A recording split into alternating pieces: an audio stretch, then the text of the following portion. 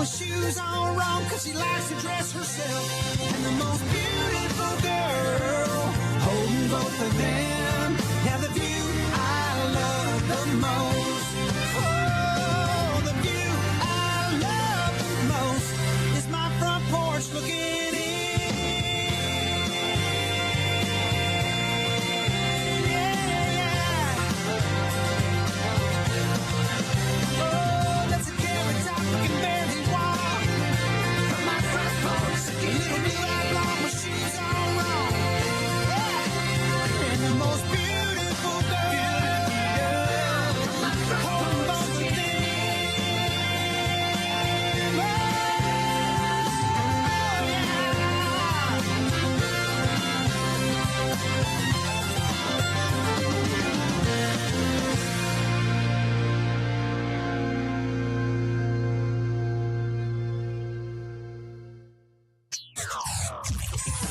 Mix 107.3.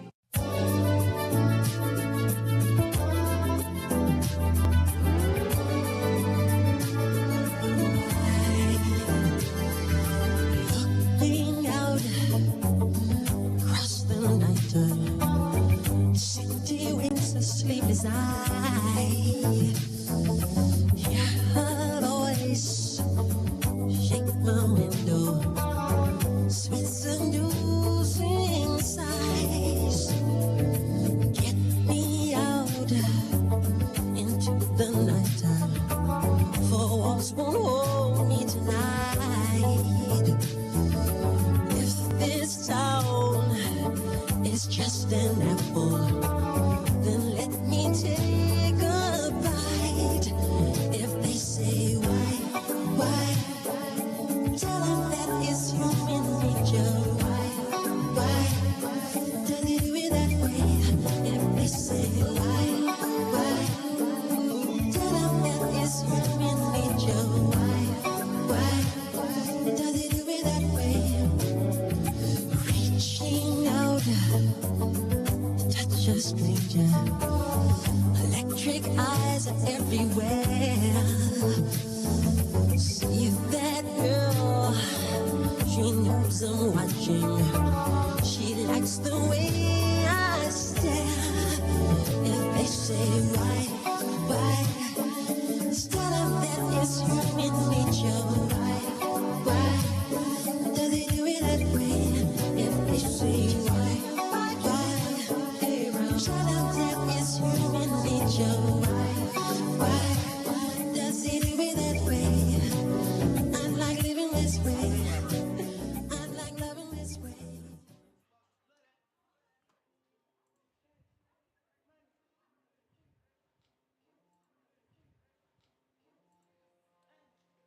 Well, good evening and welcome to 4A City High School as we get set for high school football tonight on KIOW and live at KIOW.com. Zarin Eggestal with you. Our pregame show today brought to you by Kingland Construction Service in 4A City, KCS Customs. And Kingland Construction Service are the sponsor of today's pregame show. KCS Customs for all your Western snowplow needs and your truck customization. Give KCS Customs in 4A City a call today at 641-585-0101. That's 641-585-0101. KCS Customs in 4A City for all of your truck customization needs. We'll have our pregame show for you in 30 seconds.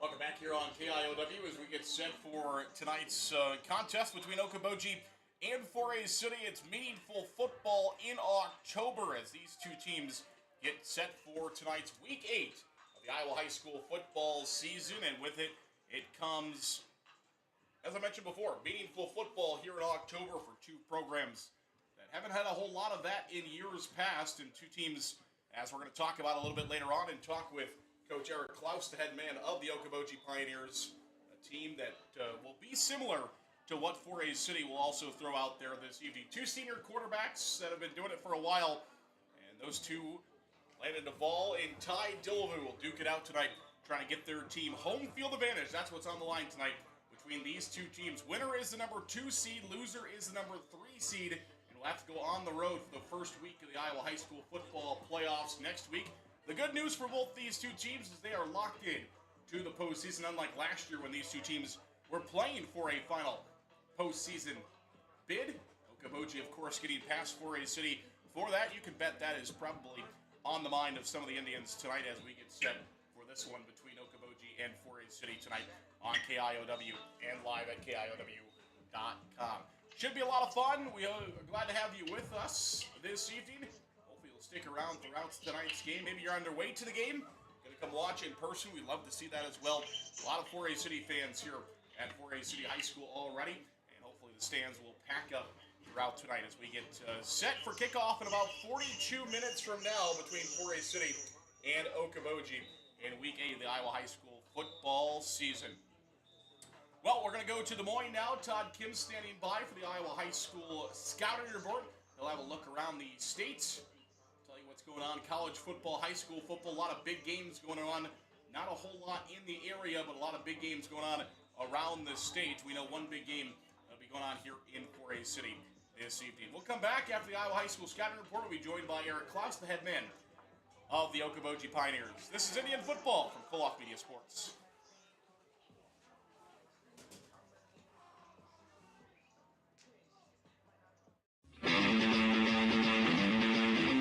From Radio Iowa Sports, this is the Scouting Report, an in-depth look at this week's prep and college games. Now from our studios in Des Moines, Todd Kim. The Cyclones look to stay unbeaten by hosting Central Florida. The Hawkeyes visit Michigan State while the Panthers take on another ranked foe. High school football, Algona moves on without one of the state's top players. That and more on the Scouting Report. Okay, men. This is your time. Maybe you didn't choose this, but you're here now. You're gonna go out there and be an all-star caregiver. It's up to you. So what are you gonna do? You're gonna go grocery shopping, cook, clean, be there emotionally and physically. You gotta dig deeper. Drive them to physical therapy, doctor's appointments. Don't you forget about the pharmacy. I know you won't, because that's what caregivers do. Don't give up. Don't ever give up. This is your time to show the world, your family, and yourself that you're tougher than tough. Now go out there and be the best caregiver this world has ever seen. Caregiving is tougher than tough. Find the care guides you need at aarp.org/caregiving. A public service announcement brought to you by AARP and the Ad Council. The Scouting Report from Radio Iowa Sports. As the second half of the season begins for Iowa State, the Cyclones have firmly established themselves as a Big 12 title and college football playoff contender. Next up, they look to match the 7-0 start of the 1938 squad when they host Central Florida under the lights. Something has to give in this one. UCF is averaging 268 yards of rushing per game and goes up against a Cyclone defense that ranks 5th nationally in points allowed. ISU coach Matt Campbell says the Cyclones need to tackle well. You can't miss. And, I think when you miss, you see 75-yard touchdowns going really fast. And so, we're going to have to do a great job with great eye discipline, obviously being gap sound in what we do defensively. And then we're going to have to tackle. And I think all those things will be really important for us to play great run defense. And I think no matter who you are, those things are really important to play great run defense. Moving the ball has not been a problem for the Knights, but scoring has. UCF has been dreadful in the red zone, and Coach Gus Malzahn says that task is even tougher against the Cyclones. They're number 5 in the country, I think, in points. They play an odd front, similar to what we saw last week. They have a lot of veteran guys. When you look at their roster, a lot of these guys have played a lot of football. They know their answers. Their run fits are very impressive, and they're a physical team. The kickoff is at 6:30 in Jack Trice Stadium. It'll be televised by Fox Sports 1. Iowa takes a 4-2 overall record to Michigan State. The Spartans are coming off losses to Oregon and Ohio State, and Hawkeye coach Kirk Ferentz says they're much better than their 3-3 record. There's a lot of teams that are 4-2, 3-3, 2-4 in the Big Ten, and you consider they've played arguably two of the best teams, if not the best teams, not only in the conference but in the country their last two times out. So, it's going to be a big challenge for us. We're well aware of that. Michigan State's run defense has been solid the first half of the season, and first-year coach Jonathan Smith says that'll be a key against the Hawkeyes and running back Caleb Johnson. And we're going to have to play a team defense against this run game. They've got a mix of scheme, so it's not just all one particular run play. They got a nice back that's not easy to tackle, and so going back to the team defense, we get multiple guys to the ball to bring this guy down. It's a 6:30 Iowa time kickoff. It'll be televised by NBC. Another week and another rated foe for Northern Iowa as the Panthers get ready to visit 10th-ranked North Dakota. UNI is 0-2 in Missouri Valley Conference play after a 42-17 loss at 4th-ranked South Dakota. Coach Mark Farley says to get things turned around, the Panthers must limit mistakes as well as run the ball better and stop the run. You can't give up the turn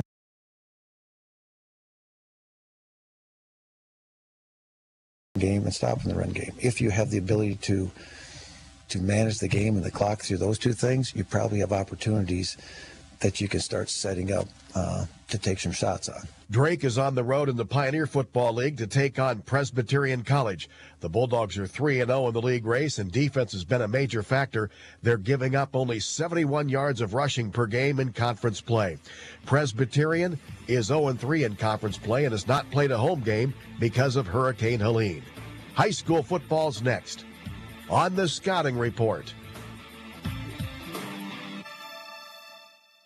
At Hancock County Health System, our occupational therapists treat individuals of all ages, from a child needing to improve participation in school or play, assisting an injured worker to regain skills, or providing support to older adults with cognitive or physical changes. Hi, I'm Carrie Frieders, an occupational therapist at HCHS. I have additional certifications in hand therapy and swelling in the legs known as lymphedema. Call HCHS to find out more. 641-843-5500. Hancock County Health System, your health, our care, a lasting partnership. The Scouting Report from Radio Iowa Sports. Algona spent a good portion of the season top-ranked in Class 3A. But as the season reaches Week 8, the 5th-ranked Bulldogs are forced to regroup as they get set to host Webster City. Brian Wilson reports. Algona trying to bounce back from a pair of losses last week. They lost on the field to Humboldt 21-20 in a game that wasn't decided till the final seconds. They lost off the field this week when they found out that senior quarterback Alex Mansky and Iowa State University commit would be out for the rest of the season, as Mansky was injured early in the third quarter against the Wildcats, did not return to the game. He announced on social media this week that he will be out the rest of the season. Head coach Andy Jacobson says his team will have to bounce back and be ready to go tonight.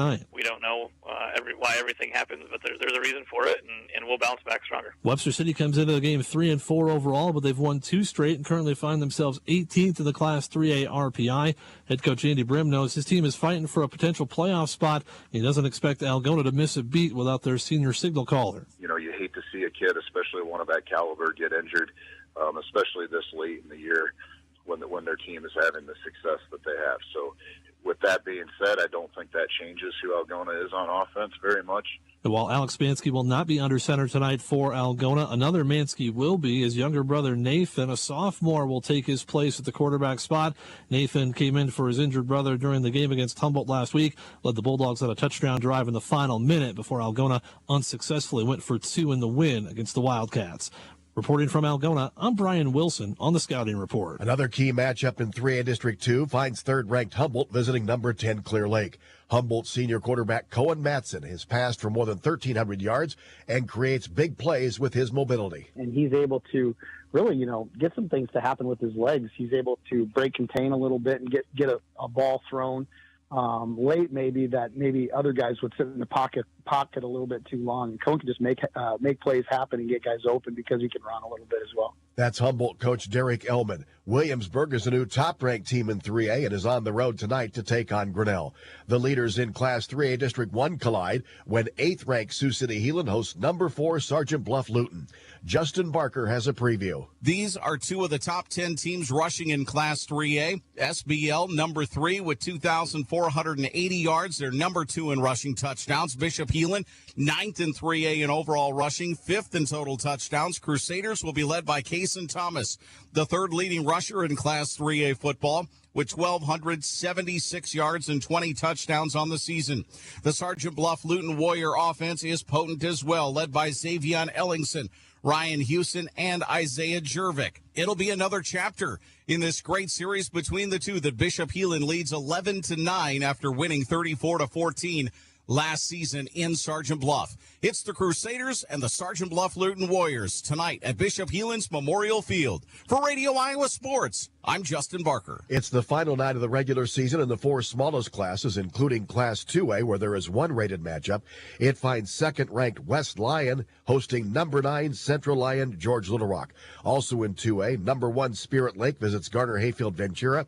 It's 3rd-ranked PCM Monroe at Iowa Falls Alton, while 4th-ranked Van Meter visits Interstate 35. This season, Bex is recognizing student athletes that are not just a star in athletics, but a player that shows heart in school, at work, through the community, and in the ag industry. Cole Fair of West Bend Mallard likes to stay busy and is involved in football, track, speech, choir, and drama. If I'm at home, I'm not one to like just sit in the house. It's not really how I roll, but yeah, love staying busy and having stuff to do. Mount Air's Keely Wastony does volunteer work at the county fairgrounds and is involved in a Pee Wee Wrangler show. I have this little girl that likes to show for me, so every year I get my lamb out for this little girl, and she'll go out in the ring and try her best to show it. Southeast Valley's Preston Kennedy had a successful summer in the show ring, but it'll be his last summer in the show ring because he's shifting his focus to playing college football. You make the friends you're going to have the rest of your life, and you make a lot of memories and a lot of moments you'll never be able to get back. I mean, football is one of the only sports you can't really play when you're older. Lucas Kroll of Garner Hayfield Ventura serves as a reporter for his FFA chapter and says his ag teacher got him interested in new technology for agriculture. One of the big things that was interesting to me was that drone spraying they got going. And that's one of the things he loves too. So it's fun to go talk to all of the people with the new technology and learn where like agriculture can take you. Nominate a player by searching Beck's Player with Heart. The rest of Week 8 is next on the Scouting Report. This is Dawn Heatland, physical therapist at Hancock County Health System. Are you looking for a way to rehabilitate that nagging injury? Or maybe you need to reteach your body and mind to do the things you used to do with ease. Hancock County Health System physical, occupational, and speech therapy programs are here for you. For high school athletes to retirees, HCHS will guide you in minimizing your pain and maximizing your mobility. Hancock County Health System, your health, our care, a lasting partnership.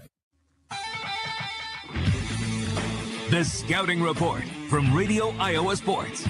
With 2 weeks remaining in the regular season, 4th-ranked Decorah tries to clinch the title in Class 4A District 2 tonight by hosting number 9 Western Dubuque. Darren Swenson has a preview. The Vikings are 7-0, which is their best start since 2013. Western Dubuque is 5-2 overall and 2-1 in district play. They have won 2 straight games heading into this week, outscoring their opponents over the last 2 games 69-10. Both teams feature balanced attacks offensively. Decorah averages 186 yards a game rushing and 170 yards a game passing. The Bobcats average 175 yards a game rushing and 151 yards a game passing. A win would clinch the district title for Decorah.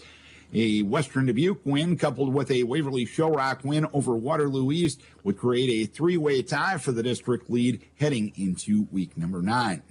I'm Darren Swenson for the Scouting Report. That's one of 2 rated matchups in Class 4A. The other finds 7th-ranked Gilbert at home against 10th-ranked Newton. Also in 4A, top-ranked Lewis Central hosts Norwalk. It's number 2 Pella visiting Bondurant Farrar. There are 2 rated matchups in Class 5A. Number 1 Dowling Catholic hosts 3-time defending champ and 10th-ranked Southeast Polk. It's 6th-ranked Linn-Mar hosting number 9 Iowa City High. 2nd-ranked West Des Moines Valley is at Ankeny. 3rd-ranked Bettendorf hosts Cedar Rapids Prairie. The championship in Class 1A District 5 is on the line tonight when 2nd-ranked Wilton visits number 10 Iowa City Regina to close the regular season. Wilton enters the final night with a perfect 7-0 record. In Eastern Iowa, and especially small school Eastern Iowa, Regina and West Branch programs have really reigned supreme here for quite some time. And we've always just kind of been around there and been very competitive with them. So to overtake both of those programs would be really, really big for a program like ours this year. And, I think our guys are locked in and ready for that opportunity. Regina's going to be an extremely tough team, but I think our guys are up for the task. That's Wilton coach Ryan Hetzler. Also in Class 1A tonight, it's top-ranked Grundy Center hosting Hudson. Number 3 Emmetsburg is at Manson Northwest Webster. 4th-ranked Dike New Hartford hosts Denver. In Class A tonight, it's number 1 ACGC hosting Southwest Valley. 2nd-ranked West Hancock is at Mason City Newman. 3rd-ranked Lisbon pays a visit to Van Buren County. And in 8-player tonight, it's top-ranked Algona Garrigan visiting Harris Lake Park. Number 2 Lennox is at Lamoni. 3rd-ranked Remsen St. Mary's host West Harrison Whiting. The playoffs in the 4 smallest classes begin next week. That's all for the Scouting Report. For Radio Iowa Sports, I'm Todd Keel. For Okoboji and 4A City tonight as the Indians and the Pioneers playing in Class 2A District number 2. Meaningful game here in week number 8 once again this year between these two teams. Our show brought to you by Shooters Sports Bar and Grill. Now, Shooters has some great things going on right now, including you can get pizza from 9 to 10 p.m. Shooters stops their regular menu at 9 o'clock, but you can still get pizza any night of the week, any pizza from 9 to 10 p.m.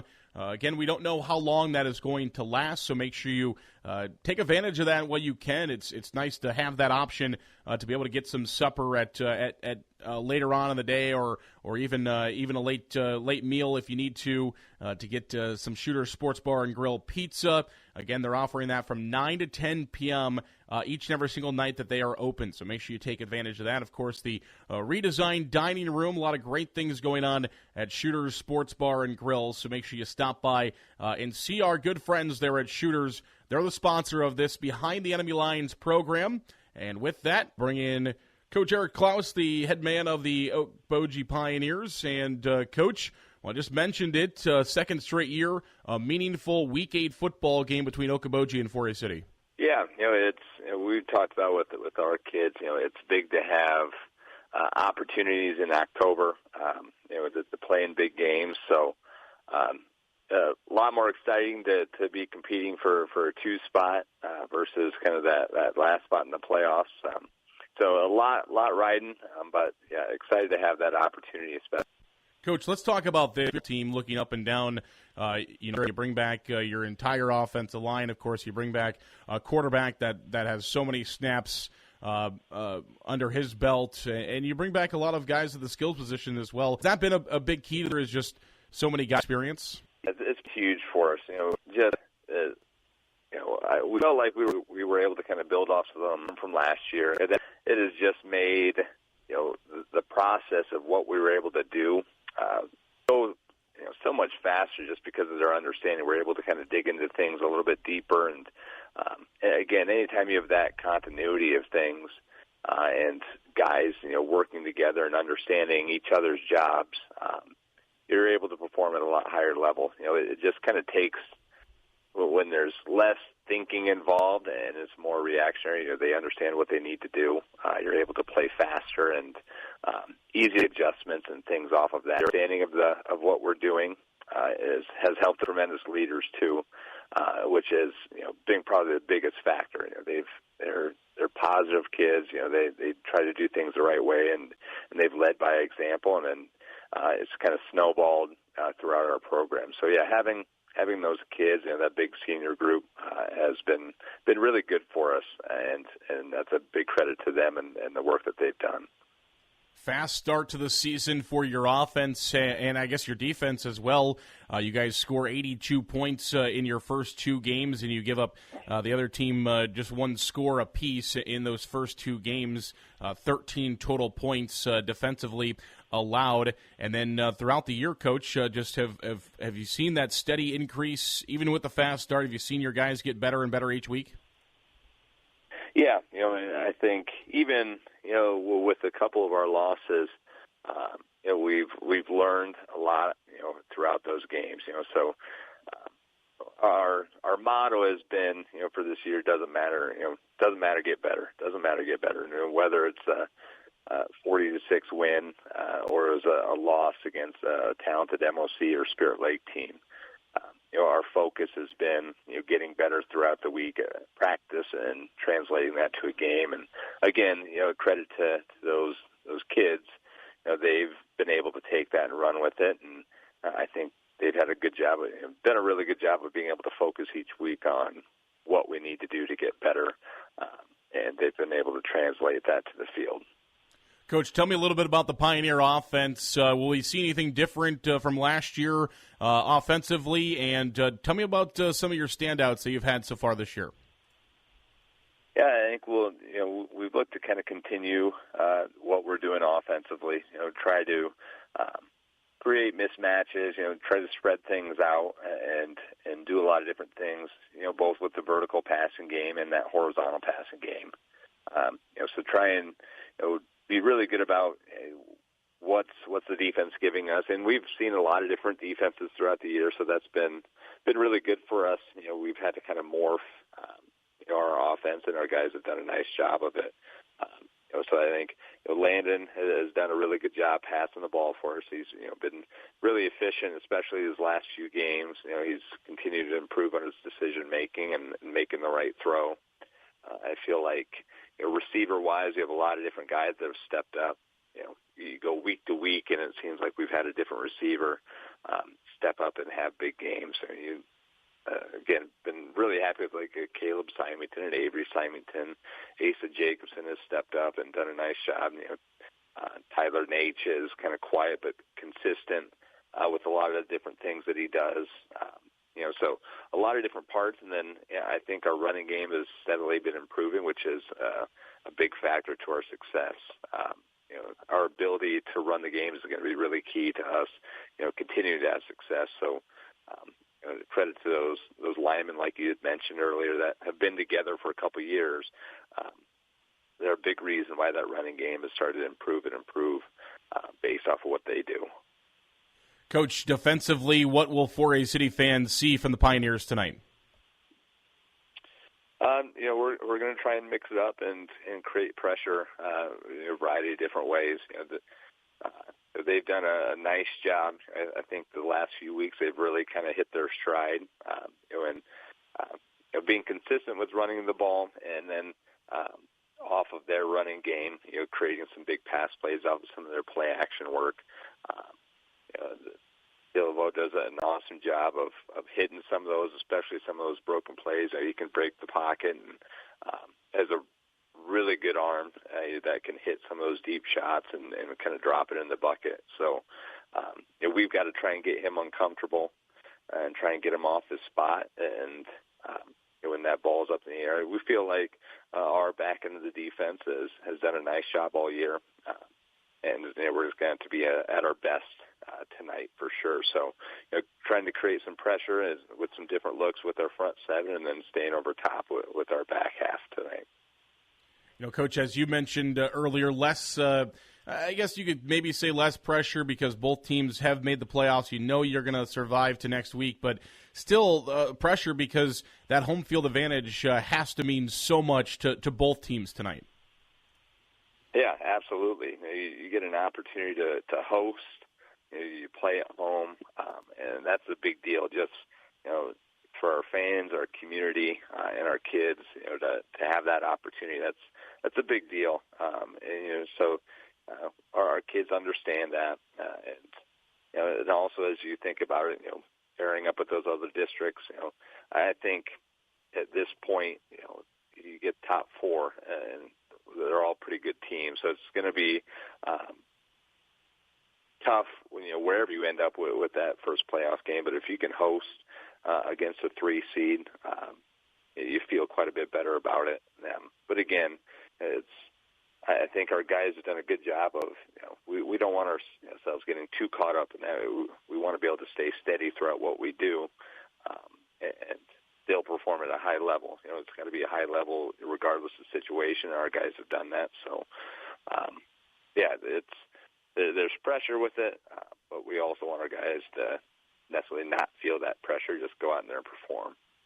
Coach, been a couple of weeks since you guys have been at home as you guys end the season at Clarion last week, at 4A City this week. So 2 kind of long bus trips for your team here to end the season. Yeah. Prior to that, we felt like we had a couple really big games. It was Spirit Lake being a kind of big rivalry game, and then homecoming the week before that. So getting on the road is kind of nice in a way.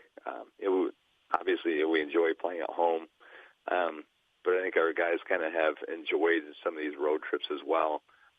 You get a chance to kind of get away and just kind of get your mind set and sit with your teammates and your friends and enjoy that process. And like I said, I think this has been a great group that can enjoy those bus rides.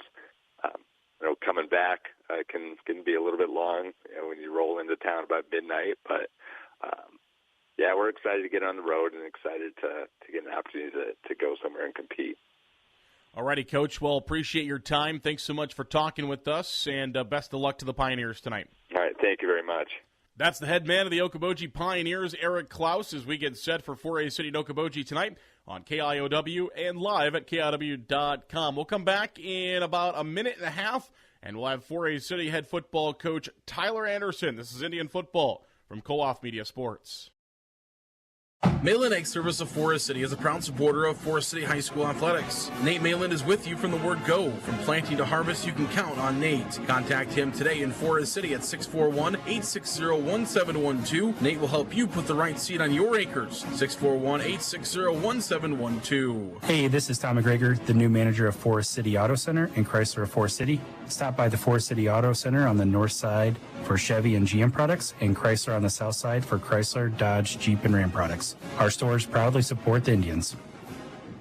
Lucas Woogie is your locally owned Cornelius Seed dealer here in Forest City. Cornelius Seed, an Iowa-based company, has a full line of corn and soybeans. Call Lucas today at 641-860-0595. Plant it, profit. Cornelius Seed from Lucas Woogie. First Choice Realty is proud to support our community's real estate moves. Summer is here and it's time to find your perfect home for your future. Call one of our trusted real estate agents, Bethany, Barb, Abigail, Mary, or Teresa, 641-585-2404, or visit us at fcrealty.com. Real man of genius. I don't know about genius, but we've been called worse. Call Matt, Chuck, or Jake at County Line Seeds, offering DeKalb Asgrow, Whiffles, NK, and Latham products. We strive by turning seeds into opportunity. Give us a call today, 641-581-3300. Now that I think about it, that was kind of catchy.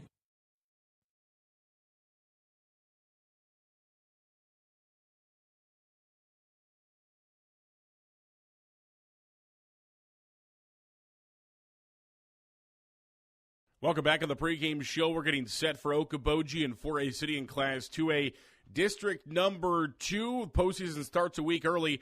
Winner gets a home game next week. Loser goes on the road, and we'll talk more about that. But first, let's bring in 4A City head football coach Tyler Anderson. His first season, he's led the Indians to the postseason for sure, but now a big one tonight.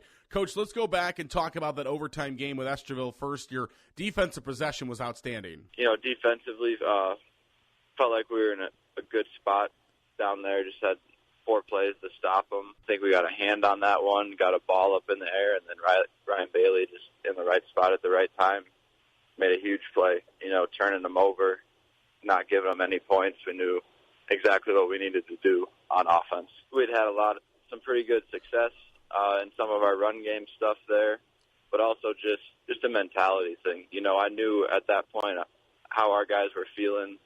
They were confident. They were jacked up, and just looked at those linemen. I was like, put us in the end zone. So a testament to those guys up front. They just ran it straight downhill at them there in the fourth quarter, and those guys showed up and moved people, and tight ends and fullbacks made blocks, and James Hagan was running hard between the tackles behind his pads, and just able to chip away at it, get it down there, and then sneak it in there on the fourth down for the win. So just, again, a full team effort, just coming out and going to run the ball, and we got to go get a touchdown, and the guys answered the call. Coach, the entire team comes on the field. You guys are jumping up and down. It had to be just an absolute exciting bus ride home, locker room conversation afterwards. You qualify for the postseason for the first time in a decade. Now qualifying for the postseason for the first time in a decade, and that had to be super special for you and the team. Yeah, definitely, just a huge win for the kids and for the program. You could tell by their reaction after the game how much it meant to them and how much they cared about getting that one and solidifying our spot in the playoffs. And when I talked to them, I told them, definitely enjoy this one. That was a hard-fought win. You guys deserve to enjoy that, but you can't be satisfied there. We still got a lot more football to play, a lot more things that this team can accomplish. But a really special moment for those kids and kind of this team, just the adversity that we battled and dealt with the first month of the season to now be sitting here at 4-3 and 3-1 in district play is a good feeling and just a testament to the type of kids that are in this program and their willingness to fight the whole season. Well, Coach, meaningful football at the end of the season. What more could we ask for as your team takes on Okoboji tonight for a chance to play a home playoff game? Again, we've talked about it, but we don't get very many opportunities to play meaningful football at the end of the season, and you get that opportunity tonight. Coach, what kind of an opportunity do your team have this evening? Yeah, just a huge opportunity. We kind of talked the whole season about the types of games that we could be playing in week 7 and 8, and if we took care of some things before we got to that point, and we have done that up to this point, so we've set ourselves up for a huge game here week 8. I don't think you could really draw up a better situation. The last game of regular season, at home, senior night, playing for the opportunity to have another home game the following week in the playoffs. Just a great opportunity for our program and our kids, and something that I know they'll be ready for, they'll be excited for, and I just can't wait to see those guys come out and compete next Friday. But a lot of work to do before then, but just huge opportunity for our team this week. And, Coach, before we let you go, got to ask you, but, obviously Okoboji keeping the Indians out of the postseason last year. I know you weren't here, but a lot of these kids were. Do you think that's on the back of their minds tonight, maybe a little bit of a revenge game for the Indians? Yeah, I'm sure it's a thought for some of the kids. I can't speak for me personally, just not being here, but I know this is a team that just was frustrated with how some things unfolded last year, and I think they're excited for the chance to make those things right and show the type of team that they are and that they can be. And I look for them to do that here this week with Okoboji. All right, here we go. We're getting ready for kickoff for a city in Okoboji, getting set to decide who has home field advantage and the number 2 seed in Class 2A, District number 2. Coach, thanks so much for your time. Really appreciate it. Thank you. We'll come back on the pregame show. We got starting lineups, and kickoff is coming up for a city in Okoboji. 2 similar football teams led by senior quarterbacks that have been doing it for quite a few years for their respected team. The number 2 seed is on the line. It's high school football from Koloff Media Sports. We'll come back in 1 minute. Wilson Dental is expanding again. Wilson Dental now offering a clinic in Buffalo Center. Check out Wilson Dental now in Buffalo Center to go along with their long-standing tradition in 4A City and also offering services in Garner. Wilson Dental in 4A City, Garner, and now Buffalo Center. A&W Restaurant in Forest City. A&W has delicious burgers, cheese curds, onion rings, chicken tenders, and more available daily from 11 a.m. to 9 p.m. Finish your meal with a tasty root beer float, shake, polar swirl, or soft serve ice cream. A&W, where the food is as good as the root beer. Highway 69 North in Forest City. Forest City Ford at the corner of 9 and 69 in Forest City wishes good luck to our local athletes. We look forward to seeing you compete. When you need a vehicle, see us at Forest City Ford, where customers really do send their friends. Matt Jennings and Troy Hall of Jennings & Hall Financial Group, located at MBT Bank, want to thank our Forest City teams for their hard work and dedication and wish them good luck this season. Best wishes from Matt and Troy at Jennings & Hall Financial Group, located at MBT Bank in Forest City. Welcome back here on KIOW and live at KW.com. Zaron Eggestal, Tanner Thompson joining us now as well as we get set for this one. Well, it's meaningful football in October. You don't always get that, but we got meaningful football in October. It's got to feel pretty good. Yeah, absolutely. I mean, that's what makes it a lot of fun, brings the energy to these types of games, and both teams have some really big stakes going for it here to be able to play for tonight, which makes it a lot of fun. Should be a lot of fun throughout this one. Well, let's take a look at our starting lineups tonight. We'll start with our starting lineups for the Pioneers of Okoboji. This is how Coach Klaus, you just heard from, this is how his team will line up. First of all 5 offensive linemen are back from last year's team. If you heard my conversation with him, you don't always get that, but all 5 offensive linemen, and they're all 5 playing the exact same positions as they did from a year ago. The left tackle is number 51, R.J. Calso, 6'1", 185. He's a senior. Left guard is 53, Aiden Gerke, 6'1", 210 junior. The center is number 72, Callan Peters, a 6'4", 280-pound junior. The right guard is number 77, Keyshawn Smith, 6'1", 275 junior. And the right tackle is 59, Mason Dams. He's a 6'5", 235-pound senior. The wide receivers are number 5, Caleb Symington, 6', 195, a senior. James Allen is at the other wide receiver along with Avery Symington. And it's number 2, Tyler Nate, 6', 185, senior. The running back is number 25, Alex Rouse, 5'11", 185 senior. And the quarterback is number 10, Landon Duvall, 6'2", 200-pound senior. On defensive line is Gerke, Smith, and Calso up front. It's James Allen. Miles Wasson is the other linebacker, along with Nathaniel Franklin, the leading tackler. Landon Duvall wears number 10. He is a linebacker. The safeties are number 4, Avery and Symington, and number 5, Caleb Symington.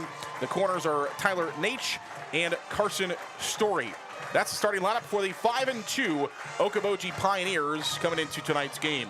Forest City starting lineups will look like this. The Indians starting pretty similar to what we've seen in the past. The Indians' right tackle is 77, Tristan Bransoy, 6'5", 255 senior. The right guard, 57, Gabe Kozma, 6'2", 220 junior.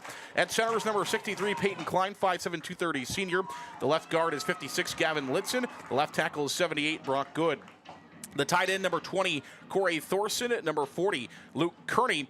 The Indians running back is number 33, Peter Wilson. The wide receivers are Ty Sopko, Carson Hall, and the quarterback is Ty Dillavu. On defensive line looks like this: 53, Nick Donchie, 78, Brock Good, 77, Tristan Bransoy up front. The linebackers, 24, James Hagen. Number 40, Luke Kearney. Ryan Bailey back in the starting lineup on defense as a linebacker for the Indians to go along with Parker Cox, who wears number 44. The Indians also will add a strong safety, and Ty Dillavu will get his first start defensively this year for the Indians. He will start at strong safety. The free safety is Peter Wilson, where he has been throughout this season. The Indians' corners are number 3, Carson Hall, and number 2, Deegan Moore. That's how first-year head coach Tyler Anderson's Indians will line up against the Okoboji Pioneers tonight here on KIOW and live at KW.com. Winner is the 2 seed, loser is the 3 seed. Lot on the line. It's October football. It's meaningful football here in Forest City, and thankfully the Indians get the game here at home. We'll come back following the national anthem for our kickoff as we get set between Forest City and Okoboji next here on KIOW and live at KW.com. MBT Bank, based in Forest City, with 9 locations across northern Iowa and southern Minnesota to serve you. MBT supports the Forest City Indians, and we look forward to seeing our student athletes compete all year long. Good luck, Indians, from MBT Bank in Forest City. Discover Waldorf University in Forest City, where your passion meets opportunity. With scholarships available up to full tuition, a wide range of athletics, fine arts, and over 35 clubs and organizations, there's something for everyone. Whether on campus or online, Experience the support of a community that feels like home. Learn more today at waldorf.edu. WCTA is the #1 choice for fiber internet. We offer fast, reliable fiber internet for all your connectivity needs. Our employees are local and live in the communities we serve to provide you with the best customer service experience. WCTA, we are your fiber internet provider. NIAC is proud to help support North Iowa athletes. Working hard and being part of a team is a great way to learn lessons for life, and learning is what NIAC is all about, beginning with high school juniors and seniors who can start building college credits now for free. Learn more at niac.edu. NSB Bank wishes the Indians good luck. For the past 90 years, NSB Bank has provided the latest financial products and services with a community touch by local decision makers. Stop into your NSB branch location in Titanca, Forest City, Thompson, Mason City, or Northwood. NSB Bank, we're here for you. Member FDIC Equal Housing Lender. Higher Spear Insurance strives to be your all-encompassing agency, protecting everything from your home and auto to your farm, crop, and health. Find us in our 3 locations, Titanca, Forest City, and Thompson. Call 515-928-2085 or learn ways to protect your future at higherspearins.com.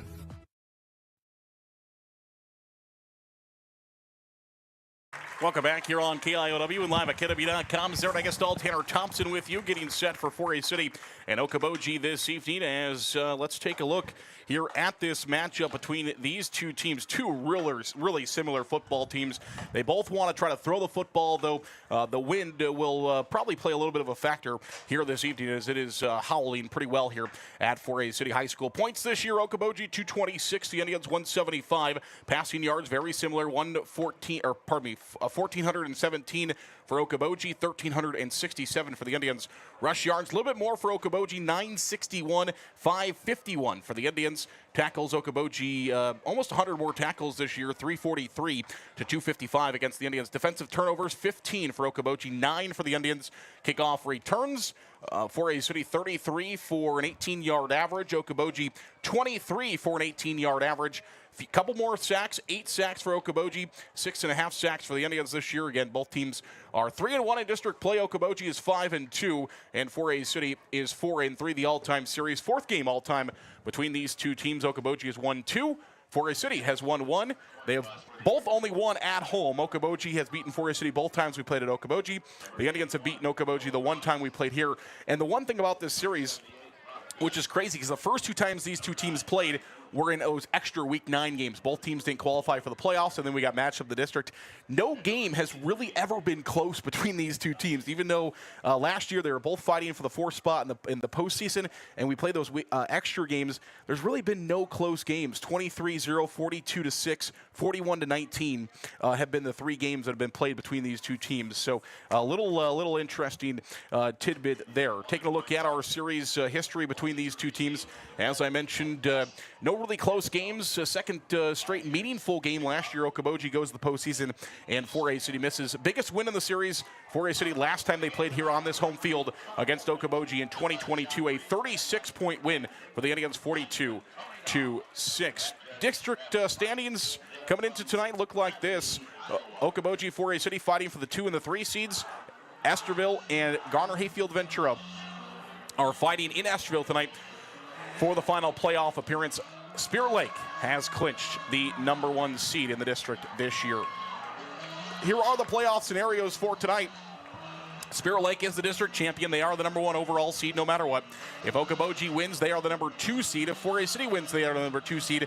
The loser is a 3 seed, and they will be on the road next week to start the playoffs. And we mentioned ELC a win, and they're the #4. GHV a win, and they are the #4. So that is the playoff scenarios heading into tonight. And, man, you got to get fired up. I'm sure the guys are fired up. How do you not get fired up for a game like this, Tanner? Yeah, I mean, this is really what it comes down to. You know, thankfully you made it into the playoffs. You know, that's a great part of reaching this point so far. But they want to play at home. You know, both teams want that, and they're going to fight their tail off really tonight to make sure that they can do that. It is 70 degrees. Wind at 17 miles per hour out of the south. The ball is teed up by Miles Wasson. Number 23 for Okoboji in white. Kwan Smith and Deegan Moore back to receive for the Indians, and we are underway from 4A City High School with a bouncing kick taken at about the 9-yard line. by Kwan Smith. He's still on his feet, 25-30. He bounced a couple around would-be tacklers and still on his feet again past another tackler. And he'll finally get taken out just short of the 35. He was hit initially inside the 20-yard line. He's going to pick up an extra 15 or so for the Indians. I mean, he is shifty. We've seen that already in these past few games here. When he gets the ball in his hands and he makes a couple moves, he can create a lot of space. And great way to obviously start off the game with a good kick return, putting us in good field position, looks like at the 32. Here comes the Indians offense for the first time tonight, led by Ty Dillevu, the Indians senior quarterback, third year as a starter for the Indians, making his 26th career start tonight. He'll be opposed by Landon Duvall, who is in the same situation. The Indians are going to get 5 to start the game. Just like that, the hard count works. Hasn't really worked the last couple of weeks. Teams have been watching that on film, but Indians are going to get an extra 5 to start this game. Absolutely, and those 5 yards right there really opens up that playbook. When you've got a 1st and 5, that gives you a lot more flexibility compared to obviously a 1st and 10. So let's see if they stick with what they were going with before, if they're going to change things up. Dillevu under center. He's got 2 in the backfield with him. 2 receivers in a stack to the right side. They're going to hand it off Peter Wilson. Hard running Peter Wilson across the 40-yard line. The Indians have nearly a first down. Did he get all 5? He did get all 5 and maybe a tad bit more. So Peter Wilson's got the Indians their first down. Now, Okoboji, the worst run defense in the district so far this year, and you might have to run the ball tonight with 17-mile-per-hour winds. I was going to say, that makes a pretty good combination. If it's going to be windy, going to make it tough to throw the football. Works well if we've got a poor defense against the run, so let's see if they can make that work tonight. From the 43-yard line, Dillevu in the gun. He's got 2 with him again. 2 receivers on either side of the formation. Showing blitz is Okoboji. Going to hand it off to once again to the right side. Huge running Sroom through the 40-yard, across the 40-yard line to midfield for Wilson on his second carry of the game. He gets into Okoboji territory at the 49-yard line. Give him about 8 yards on the play. Second down and 2 upcoming. Great blocks by the offensive line on that play. Huge gaps really all the way across. I mean, if we're going to see that from the offensive line so far, I mean, if we see that the rest of the game, that's going to be huge. Huge for the Indians. We talked about the offensive line for Okoboji, all back. Well, the defensive line is the same as well. Again, left side, huge hole for Wilson across the 45 near the 40-yard line. Another big run. It's been Peter Wilson, and Peter Wilson, and the Indians have 2 first downs at the 42-yard line of Okoboji. They're driving here on drive number 1. Oh, absolutely. You know what? If it's not, if it ain't broke, don't fix it, right? I mean, I would not be shocked if they go right back to Peter Wilson. I also want to see, too, maybe they try a little play action, too, here at one point. I mean, that could work pretty well. With the quarterback that can handle it easily. Exactly. Under center is Dillevu, 2 receivers in a stack to the right side. He's got 1 in the backfield with him, 1 receiver here to the near side, just off the line of scrimmage. And they are going to go back to Wilson. He is drugged down in the backfield this time, as it is sniffed out very nicely by Okoboji and taken down by Nathaniel Franklin. He is the leading tackler for Okoboji this year. 37 tackles coming into the game. And he takes down Wilson behind the 45, not quite to the 46. So we'll call it the 45-yard line for a loss of about 4 on the play to make it second down and 14. Referee tonight, we already heard from him. He's Tony Dahl. The one linesman is Dan Dingman. The other linesman is Carl Woldridge. Our back judge is Travis Pike, and the umpire is John Vries. In the gun is Dillevu. He'll take the snap. Here is the play action. He'll throw to the right side. It's caught by Corey Thorson. 40, 35. Near the 30-yard line, he'll go out of bounds. We got laundry on the field. So the Indians got all 14 and some inside the 30-yard line, but a penalty marker is on the field from that far sideline. We'll see. It seemed to happen right on the snap.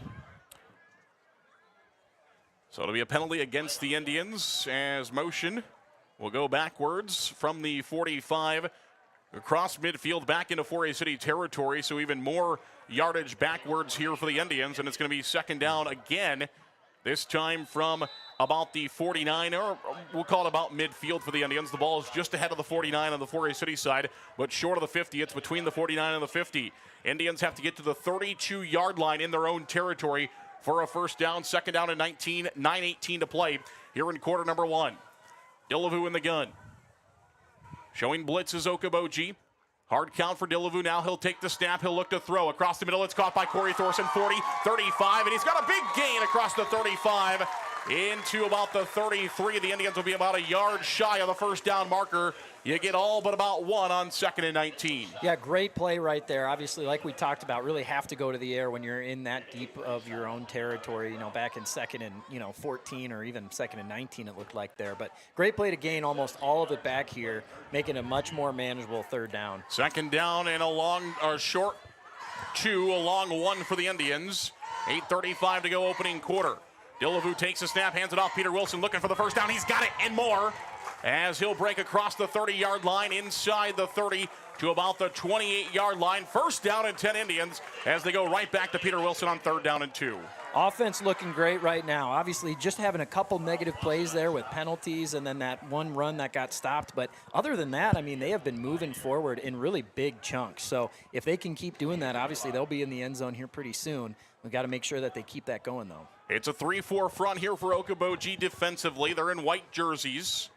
They'll bring one of the linebackers up to the line of scrimmage as well, showing blitz from the middle. That's Franklin. The Indians will take the snap. Dillevue does. Left side, it is Wilson again. Wilson running room across the 25, and he'll get inside the 25 and taken down at about the 23-yard line. So give Peter Wilson another 5 yards on first down. It's 2nd down and 5 coming up for the Indians. Wilson leads the field. He will come out for a City will change personnel. Okoboji will do the same as they will change at their linebackers. Dominic Jutting, the senior, is in. They'll send James Allen to the sideline. Dillevue takes the snap, hands it off to, is that James Hagan? It is for the Indians. So James Hagan is in to run, the hero for 4A City last week. One of the heroes for 4A City last week. And did he get all 5? He got really close. It might be 3rd down and short. They're going to look at it. Are they going to measure it? Is really close, and they will measure it, I believe. So the Indians have nearly a first down at about the 18-yard line, but they're going to measure it. And we will see as the chains will make the long jog from the far sideline here to the near sideline where the ball is spotted at the near hash. Is it 3rd down or short as a first down Indians? And it looks like it is going to be first down for a City. He got it by the nose of the football. So either way, it's going to be 3rd down and short, and you're hoping to get that. But anytime we can get a first down, we want a first down. Oh, absolutely. And again, the way Forest City's been moving the ball right now, I think they wouldn't have been too worried being, 3rd and an inch. Just with even James Hagan going in there too. Kept the same momentum going. That offensive line right now is pushing back this defensive line, making it really easy for our running backs right now to find space and gain some yards. 52 carries coming into tonight's contest. That was 53 for James Hagan this year. 7:09 to play here in the opening quarter. Indians have had the football since the break. Dillevue under center. They have marched the field. And he will roll out, look to throw. He's got a receiver in the end zone, open for a touchdown, and it's secured and caught by Corey Thorson. Touchdown Indians, go Big Red, as Dillevue finds his man wide open in the end zone, and he doesn't miss him. Absolutely great throw. Great play call as well. That play action like we talked about, when you've got that run game that is working and working as well as it was on that drive, you're going to automatically get that defense that's on their toes wanting to come forward. And Corey Thorson just snuck right behind the defense and wide open in the end zone. Great first drive for the Indians. Ty Sopko will attempt to add on the PAT for 4A City. Out of the snap of James Hagan, the hold of Harms, the kick is up, and it is good. 6:56 to play in the opening quarter. The Indians, in a very important football game, take the football and march the length of the field. It's 7-0 4A City. More Indian football is next. This is Indian football from Co-op Media Sports. Grow Electric in Lake Mills is proud to support area athletics and proud to serve our new and returning customers. To get started on any electrical project, big or small, call 641-592-8282. Good luck, athletes, from Grow Electric in Lake Mills. Shooters in Forest City is under new ownership. Hello, I'm Leah. I'm one of the new owners. Have you seen our weekly specials on our Facebook page? Posted every Friday. If not, give us a follow. We're committed to the same great service you have come to know and expect. So come on in and give us a try today. Holland Contracting in Forest City for earth moving, large or small building projects, farm drainage, directional drilling, demolition, tire and automotive shop, and more. Call the construction experts at 641-585-2231. Holland Contracting in Forest City, dedicated to making the region a better place, one project at a time. Advanced Door Systems of Forest City. Advanced Door Systems is your Raynor and CHI overhead door dealer. They also service any make or model of overhead door. Call 641-585-1900 or see them online at ads-doors.com. Advanced Door Systems, the right door, the right way. Ball in the air, and it will go out of bounds on the kickoff by Sopko, but he got it down there plenty far enough, so Okoboji will start at the 35-yard line for their first drive, similar to where Forest City started their first drive after a long kickoff return by Kwan Smith. So we're going to see the Indians defense, and we're going to see the Okoboji senior quarterback Landon Duvall for the first time tonight as he will bring the Pioneers out again. Remember, this is an offensive line that all played together last year as sophomores and juniors, and now, again, all five return this year as now seniors and juniors. There is 2 seniors and 3 juniors.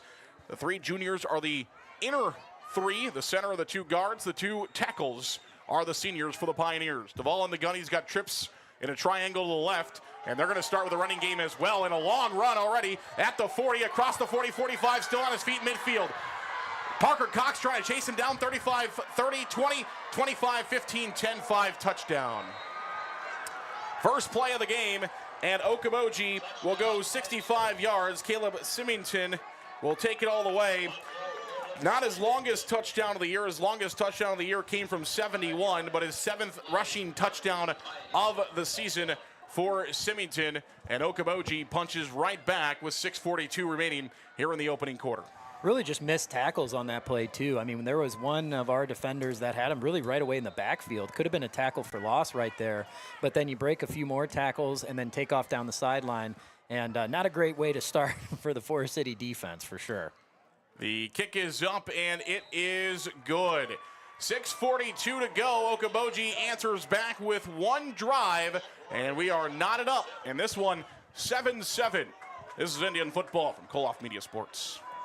Hi, Olivia here from Everyday Nutrition in Forest City, offering meal replacement shakes and energizing drinks. Our drinks offer the everyday energy and vitamins you need without the dreadful crash you get from the other drinks. But that's not all. Not sure where to start with your wellness journey? Inquire on Facebook or stop by today.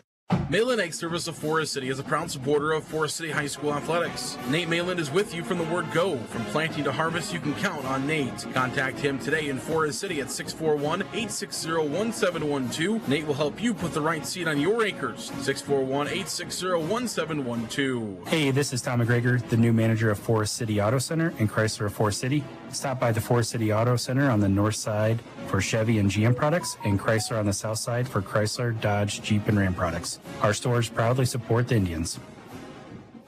Back here to Forest City, Aaron Eggesdahl, Tanner Thompson with you as the ball teed up at the 40-yard line and back underway as the Indians will take it from about the 10-yard line. This time it's Deegan Moore. He's looking for some running room, 25, and he is going to be bottled up right at the 20. So Deegan Moore, it looked like the Indians had a little bit of a gap running down the field, but Okoboji's kick coverage there closed that gap quickly. Yeah, now it's going to be interesting to see how Forest City handles that really big switch in momentum. You know, that first drive from their offense, they drove all the way down the field, really only had a couple negative plays, but looked great. But then to give the ball back to Okoboji and have them score that quickly is a huge momentum shift. So really the Forest City offense needs to try and take that back right now. 6:35 to go in the opening quarter. It's 7-7 here from Forest City. Under center of the Indians, Dillavu will take the snap. He's going to hand it off, and Wilson is going to be wrapped up immediately there by the Okoboji defense. The ball was actually spotted at the 19, by the way, and he's going to lose a half a yard from the 19 to the 18.5-yard line. So we'll call it second down at about 10.5 here for the Indians with 6:14 to go in quarter number one. And Forest City's first play offensively goes for negative yards. Ryan Bailey here on the near side. 2 receivers on the far side of the formation. Dillavu in the gun. Dillavu will try the hard count. It's a still 3-4 front for Okoboji. They'll rush 4. A little swing pass out. It's caught by Sopko, and he's going to be drugged down at about the 22-yard line. So give him about 2.5 on the play for the Indians, and it's 3rd down and long upcoming. And now if you're the Okoboji defense, you get that big score on offense, and now you got a chance to get off the field here in 3 plays. A big play coming up. Yeah, exactly. And you can tell the defense, again, is feeling that momentum. They're feeling good. They're playing with more energy once you have that big offensive play. Again, Forest City's got to work really hard right now. 3rd and long, got to convert this if you want to get that momentum back. 5:23 to play opening quarter. Indians have 3rd down and 7 upcoming.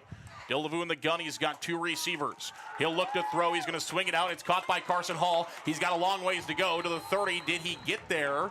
He reached for it. Yes, he did. And he did get there. So Carson Hall kind of reaches for it, and the Indians are going to get just enough for a first down across the 30 to about the 31. Remember, the ball was spotted originally at the 19, so they had to get to that 31-yard line, and Hall gets just there, enough for the first down.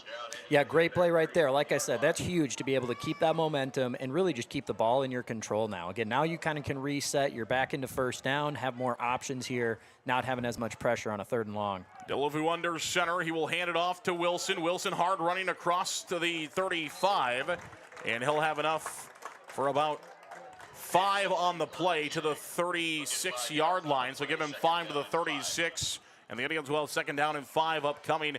Wilson has been the workhorse so far in this game. He came in 79 carries, most on the team this year. Kind of jumped into that starting role a little bit later on in the season, but got some carries from the start. Averages about 3.3 yards per rush, 264 his total yardage coming into tonight's game. Delavu in the gun, 2nd down and 5 for the Indians. He'll hand it off to Wilson again to the right side. And Peter, I think, gets some positive yards. He will, maybe a yard or 2 at most, but it's going to be another 3rd down upcoming here for the Indians. Yeah, again, that Okoboji defense seems to be a little bit more, up tight up front to be able to close down on those gaps and not let some wide open runs like we saw in that first drive. Still moving forward, though. That was a pretty good run there by Wilson. Now, again, another 3rd down really would be huge to be able to keep the ball and keep this drive going. 4:05 to play here in quarter number 1. The Indians will break the huddle. 3rd down and about 3 from the 38. They got to get to the 41 for a first down. Delavu under center. They're going to go to Kearney. Just try to get it with Kearney. He's got it in more to midfield. Across midfield, 40. He's still on his feet. Keeps turning. 40, 35. Oh, my goodness. Luke Kearney just drove 3 Okoboji Pioneers from the 45 to the 35. It's a first down and more. He's fired up. We're fired up. That's our guy right there, the Energizer Bunny. We always say it. And, man, he runs hard, too. Runs with that energy. And like you said, I mean, he probably dragged about 3 defenders, about 20 yards right there. I mean, what a just awesome run. Great way, again, to bring that momentum back. And now we're into Okoboji territory. First down, huge play. A kid that you know is in the weight room for the Indians, and it's showing off there. 34-yard line for his city. Will have first down and 10 inside Okoboji territory. A big momentum swing for the Indian offense. Now we'll see if they can capitalize it and punch this one in again. Delavu will roll out, looking to throw. He's under pressure. Still looking. Now he'll throw downfield, looking to the end zone to Sopko. That's pass interference. That's not called, and it's incomplete.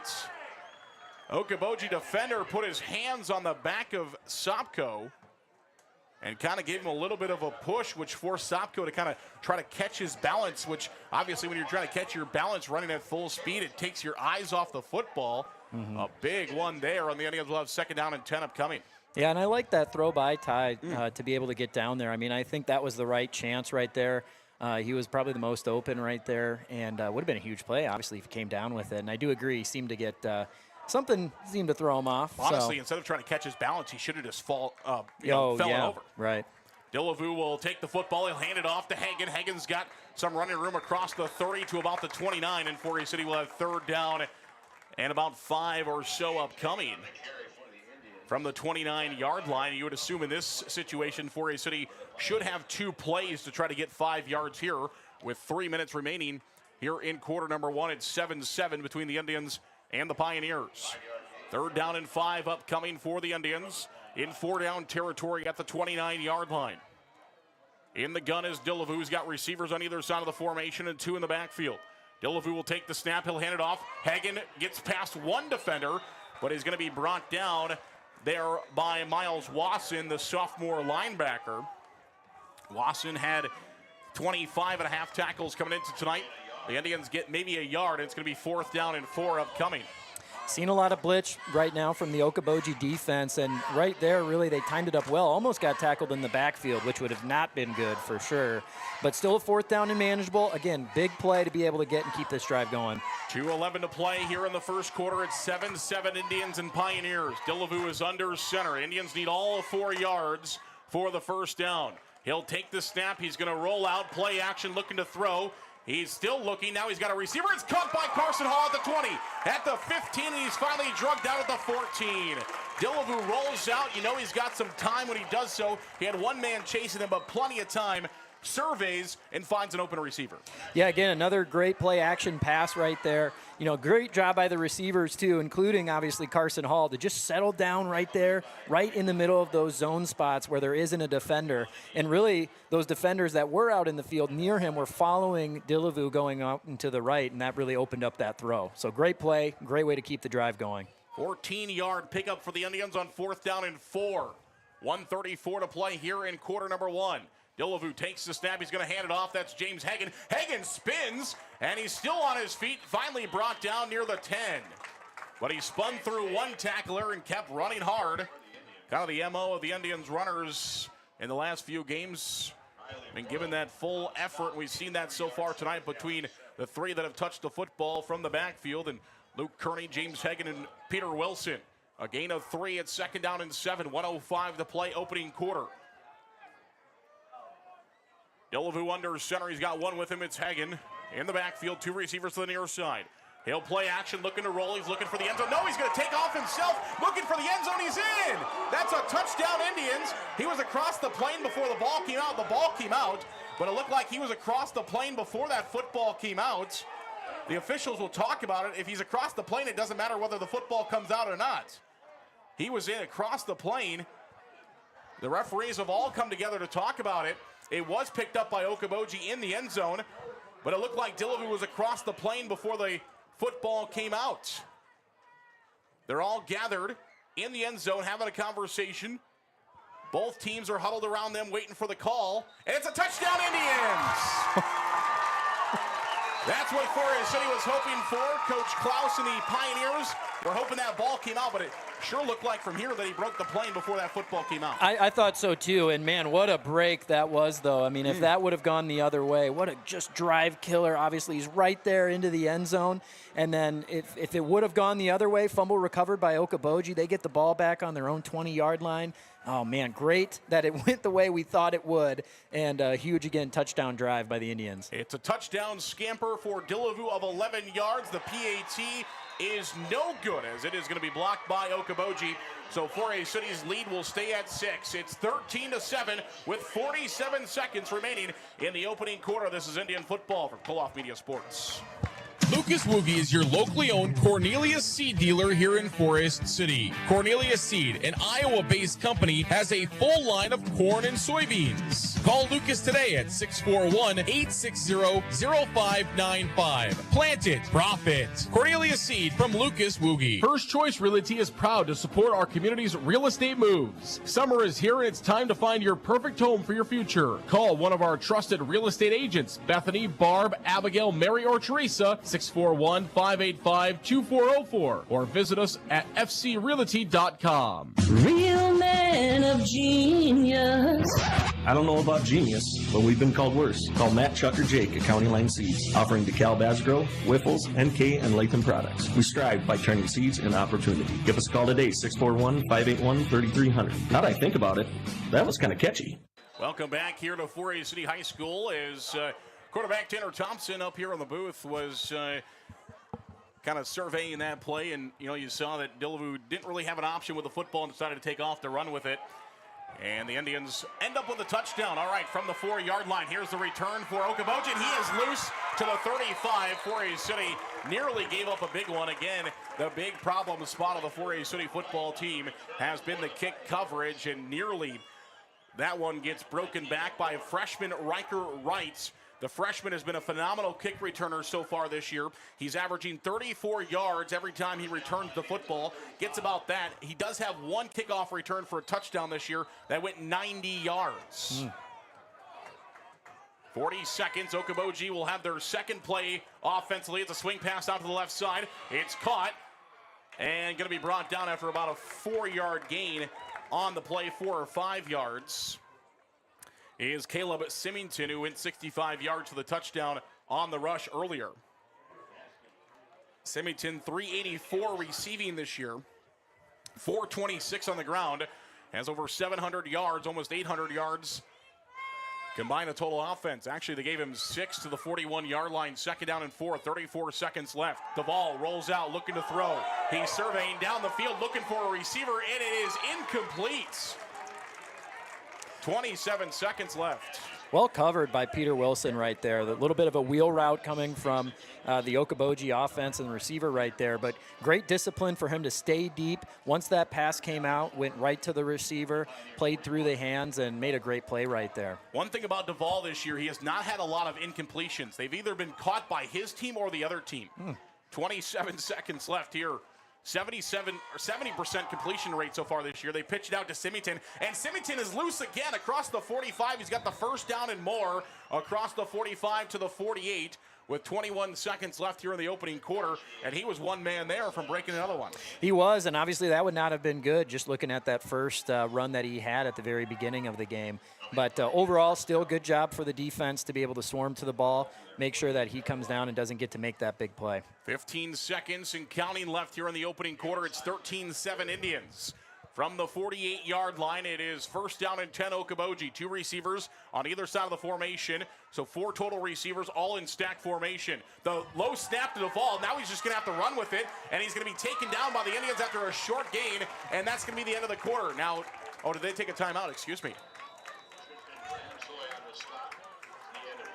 That is the end of the quarter. So there is still a second on the clock, but it must not have ticked off. There it goes. 13-7. I thought maybe it would be strange. Right. Why would they would do that? But it stopped, so I didn't know if they took a timeout, but they did not. So the clock runs out. End of the first quarter. It's Indians 13. It is Okoboji 7. 2nd down and 8. When we come back, we'll flip sides of the field. This is Indian football from Koloff Media Sports.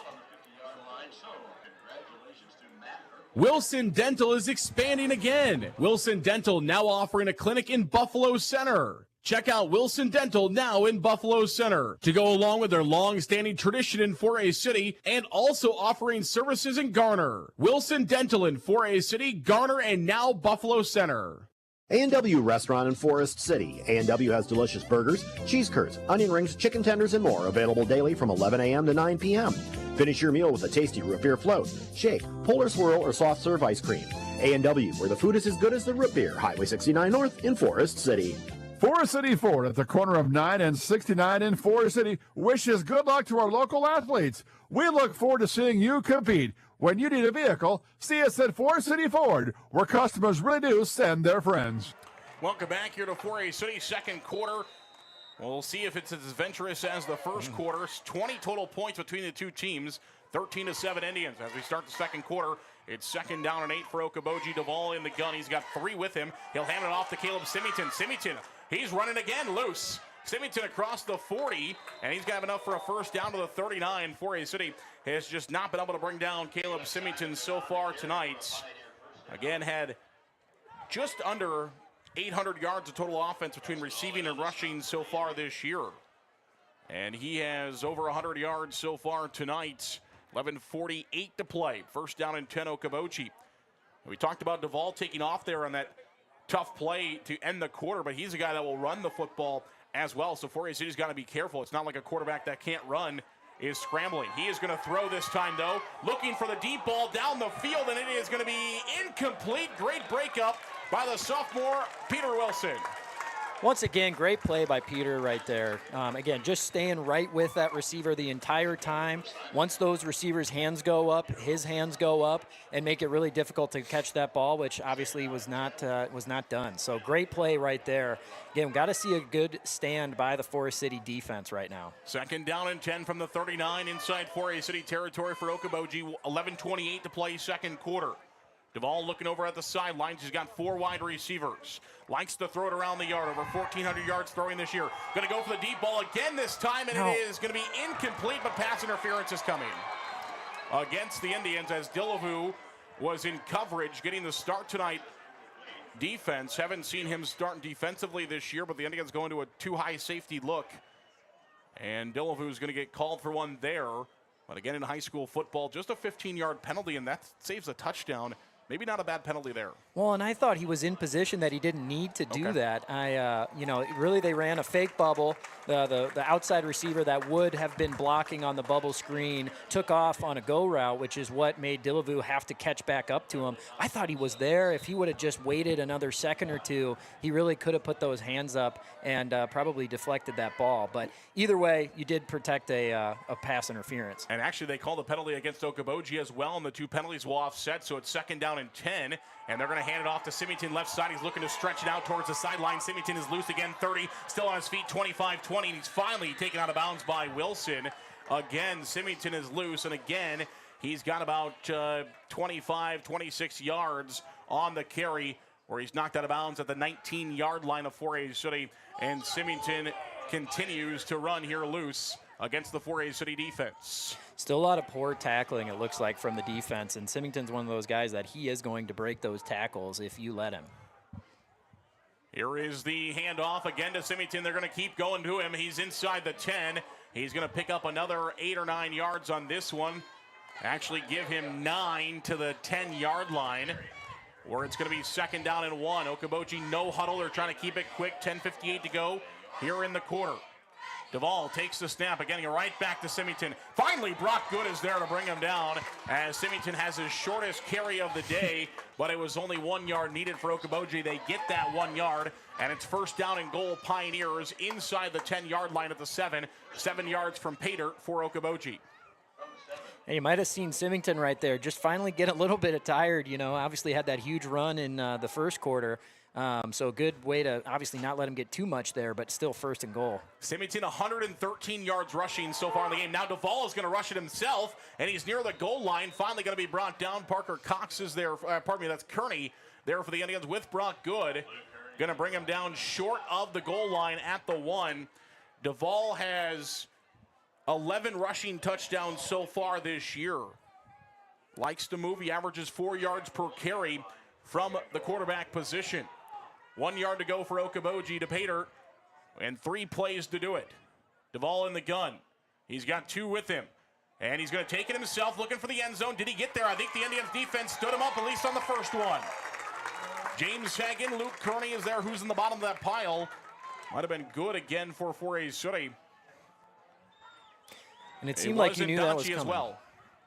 And it seemed like you knew that was coming really the whole time. Like you mentioned, those touchdown runs, a lot of them are a lot easier to come by as a quarterback when you're only within a few yards of the goal line. So I would not be surprised if they went for it again here. They lost a yard, so it's 3rd down and 2 from the 2 of 4A City for Okoboji. Duvall takes the snap. He's going to throw this time. Symington is open in the flats, and he's going to be brought down short of the end zone. A great open field tackle by Luke Kearney as he brings down Symington short of the end zone. It looked like they had him in the flats there. It looked like he was all but patered, and Luke Kearney comes in and makes a great open field tackle. It's 4th down and 1. Great tackle, great coverage. That's one of the toughest plays for a linebacker to be able to make when you're guarding a running back out of the backfield, crossing over. You got to run around all the defense to get out there, and Luke Kearney did just that. And 4A City's going to take a timeout to talk about this one. A huge play in the game. It's 4th down and 1 from the 1 with 8:47 to go in quarter number 2. 13-7 4A City. We'll come back. This is Indian Football from Koloff Media Sports. Matt Jennings and Troy Hall of Jennings & Hall Financial Group, located at MBT Bank, want to thank our Forest City teams for their hard work and dedication and wish them good luck this season. Best wishes from Matt and Troy at Jennings & Hall Financial Group, located at MBT Bank in Forest City. MBT Bank, based in Forest City, with 9 locations across northern Iowa and southern Minnesota to serve you. MBT supports the Forest City Indians, and we look forward to seeing our student athletes compete all year long. Good luck, Indians, from MBT Bank in Forest City. Discover Waldorf University in Forest City, where your passion meets opportunity. With scholarships available up to full tuition, a wide range of athletics, fine arts, and over 35 clubs and organizations, there's something for everyone. Whether on campus or online, experience the support of a community that feels like home. Learn more today at waldorf.edu. Trying to take it himself, and did he get in? He did. Looked like from here it was going to be close, but the officials are going to say he's in. So it takes 4 plays, and 4A City nearly stands him up. But Duvall has his 12th rushing touchdown of the season. He's got 12 rushing. He's thrown for 14 TDs as well. And Okoboji is back on the board with 8:42 to go here in the second quarter. 13-13 our score, and Okoboji going to try to take the lead for the first time with the PAT. Have had some misses this year from Jacobson. He's 25 of 31 PATs this year, offsides on Forest City. And now Okoboji might have a chance here to maybe go for two, as that ball will be half a distance to the goal from that 2.5-yard line. So will they take the PAT, or will they try to find an extra point here with the 2-point conversion? We will find out. They are just going to take their points. All right, 8:42 to go here in the second quarter. It's Okoboji 14. It's Forest City 13. We'll come back for more football next. Here, this is Indian football from Koloff Media Sports. WCTA is the #1 choice for fiber internet. We offer fast, reliable fiber internet for all your connectivity needs. Our employees are local and live in the communities we serve to provide you with the best customer service experience. WCTA, we are your fiber internet provider. NIAC is proud to help support North Iowa athletes. Working hard and being part of a team is a great way to learn lessons for life, and learning is what NIAC is all about, beginning with high school juniors and seniors who can start building college credits now for free. Learn more at nyac.edu. NSB Bank wishes the Indians good luck. For the past 90 years, NSB Bank has provided the latest financial products and services with a community touch by local decision makers. Stop into your NSB branch location in Titonka, Forest City, Thompson, Mason City, or Northwood. NSB Bank, we're here for you. Member FDIC Equal Housing Lender. Back to Forest City High School we go. 8:42 to go, second quarter. And the ball is teed up at the 40-yard line. It'll be taken by Deegan Moore at about the 9. Moore quickly on top of him was Riker Wright, but he gets past Wright, gets across the 20 to about the 23-yard line. So the freshman Riker Wright was right down the field, a whole head of steam, but he ran right past Deegan Moore, which is going to give Moore a good extra 21 yards or so, as he might have been brought down at about the 10 or 11. Instead, the Indians are going to have to the 23-yard line, first down and 10. Well, no defense has made a stop yet. Both teams have driven the length of the field a couple of times. The Indians went 68 yards and 81 yards. Okoboji's gone 65 yards twice. It's 14-13 Pioneers. 8:37 to go, second quarter. Delavu in the gun. Forest City going this way for the first time. Delavu takes the snap and he hands it off to Wilson. Wilson is going to be wrapped up immediately. Taken down by Riley Worrell. 15.5 tackles, 12 solo this year for Worrell. And he makes the play at the 24-yard line. Yeah, and you can see this Okoboji defense, again, really playing on their toes. Big blitz right there, which they've been doing quite a bit so far on defense, which does give that opportunity to be able to throw the ball downfield too. And I believe Forest City now is the win. That might help. Delavu will look to throw here on second down and 10. He rolls out. Now he'll throw. He's got a man. It's caught by Sopko, 35, and knocked out of bounds near the 40-yard line. It'll be spotted at the 38. So a big pitch and catch of about 13 yards from Delavu to Sopko. And the Indians have just had their way so far offensively. First down and 10 at the 38-yard line. Great pass right there by Delavu. I mean, we've been seeing that all year, but, man, he is accurate, can deliver the ball on time, and finds the open receiver. Great way to get a first down right there. First down and 10 Indians, 7:58 to go here in quarter number 2. First half of football. Delavu, quarterback sneak himself. He's going to go left, and he'll find maybe one or so. He gets knocked out of bounds near the 40-yard line. We'll see where they spot him. They spot him at the 39, so give him 1 yard to the 39. It'll be second down and 9 for the Indians with 7:43 to play. And Okoboji leading 14-13.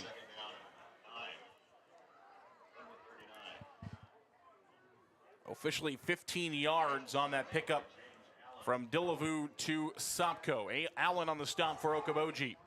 Second down and 9 from the 39. Delavu hands it off to James Hagan looking for running room. He's got some across the 40 near the 45. Great run right there be able to gain, it looks like, about 5 yards, 5-6 yards, make it this 3rd down and manageable for sure. Again, gives you some options, really, I think, from the offensive side. I mean, I would think through the air, things have been looking pretty good right now, especially for a little bit of this longer distance. But we'll see what the Forest City offense can put together right here. They spotted him just short of the 45, so from the 44, 3rd down and a short 3 for the Indians. Dillevue hard count, trying to get it the easy way. He will not, as Okoboji does not go. Now he'll throw a quick pass across the middle. It's caught by Corey Thorson across midfield to the 46. Didn't give anybody a chance to react. It was snapped. He knew right where he was going with the football, and he goes to his big man. And Thorson knew it was coming too. You know, that's the big thing, is he was turned around, ready to go, ready to catch that pass. I think really they both knew. That's one of those great connections with the quarterback and really tight end right there, that they knew where the gap was going to be in that zone coverage and just delivered it perfectly. That could be a tough one as well to catch. Of course, I've never tried to catch a football in a game, but when you know it's coming to you and you're like, I got to catch this, And that quick, that's hard, yeah. 1st down and 10 from the 45 of Okoboji. James Hagan hard running 45 inside the 45 and going to be brought down at about inside the 40, short of the 35, brought down to the 37-yard line. So Okoboji is going to change things up. It looks like they might go to a 4-man front here, as the Indians have exploited that defensive line thus far. They will go to a 4-3 look now. They will just make that change as big number 77, Kayshawn Smith, comes in as a defensive tackle. 4-3 look now, and now Forest City is going to have a false start. So half the offense started moving, half the offense stayed put, and instead of 2nd down and 2, it's going to be 2nd down and 7 for the Indians with 5:51 to play in the half. And you've seen Forest City testing out, that going on 2, that, trying to draw the Okoboji defense off sides. And my guess is the center and quarterback were just a little bit off on that one. Maybe the center's been used to going on 2, and now they finally mix in the on 1, go on it right away, and just had that miscommunication. But definitely don't want to see that happen either. 5:33 to go. The Indians can take a lot of this time off. Try to take the lead back and not allow Okoboji too much time to go down the field. Hand off to Kearney. He's got hard running. 35-30s. Luke Kearney again. They give the fullback dive up the middle to Kearney. He's got it 1st down and 10 for a City at the 30-yard line. Great run again. It's one of those plays that is supposed to catch the defense off guard. The fullback's not usually supposed to get the ball like that, but man, at this point, we might as well just keep giving it to him. He's making some huge plays right now. Kearney, 14 rushes so far this season. They're going to go right back to him as Tanner called for. This time Okoboji is ready for it, and they bring him down right at the line of scrimmage at the 30-yard line. So it'll be 2nd down and 10 for the Indians from the Okoboji 30. Maybe it does work a little better as a surprise then. That's okay. Worth a try, though. Hot hand. Worth a try. And again, Forest City trying to use a lot of this clock off to not give Okoboji much or any time with the football if the Indians can get into the end zone here. So not a bad spot. Of course, you're in a spot where you got 4 downs to try to pick up 10 yards. This will be the 2nd of those 4 downs. 2nd down and 10 for Dillevue. He's in the gun. He'll send James Hagan in motion, and now he will pitch it out to him. Hagan's got it, trying to get back to the line of scrimmage. He does. He is leveled, but he's going to pick up about a yard or 2 on the play as a big tackle made there by Nathaniel Franklin. Again, the leading tackler for Okoboji. It'll be a pickup of about 2 for the Indians. It'll be 3rd down and 8. And again, 2 yards to try to pick up those 8 yards. Yeah, really saw there, too. Dillevue had to get that ball out quickly. The defensive line, and I believe a blitz did come with that. Put the pressure on him really right away with that play. But, again, 3rd and long, like you said, 2 downs here, 3rd and 4th.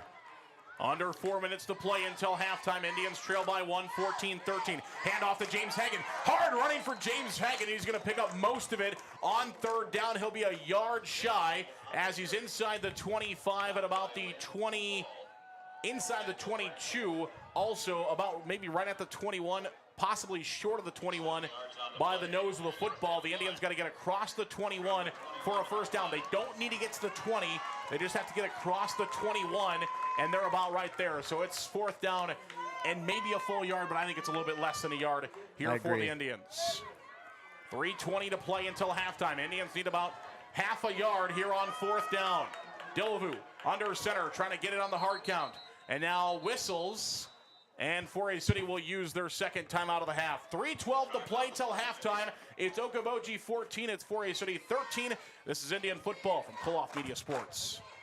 Higher Spear Insurance strives to be your all-encompassing agency, protecting everything from your home and auto to your farm, crop, and health. Find us in our 3 locations, Titonka, Forest City, and Thompson. Call 515-928-2085 or learn ways to protect your future at higherspearins.com.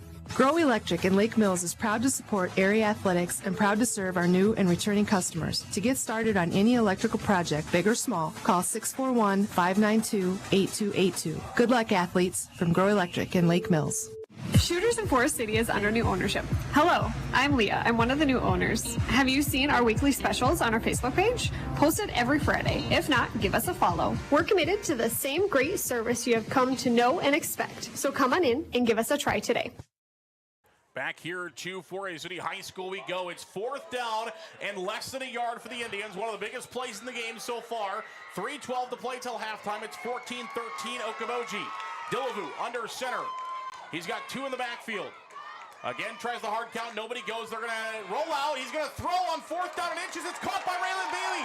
15-10. He makes a man miss at about the 6, and he's out of bounds at the 5. They pulled a surprise by everybody. They did.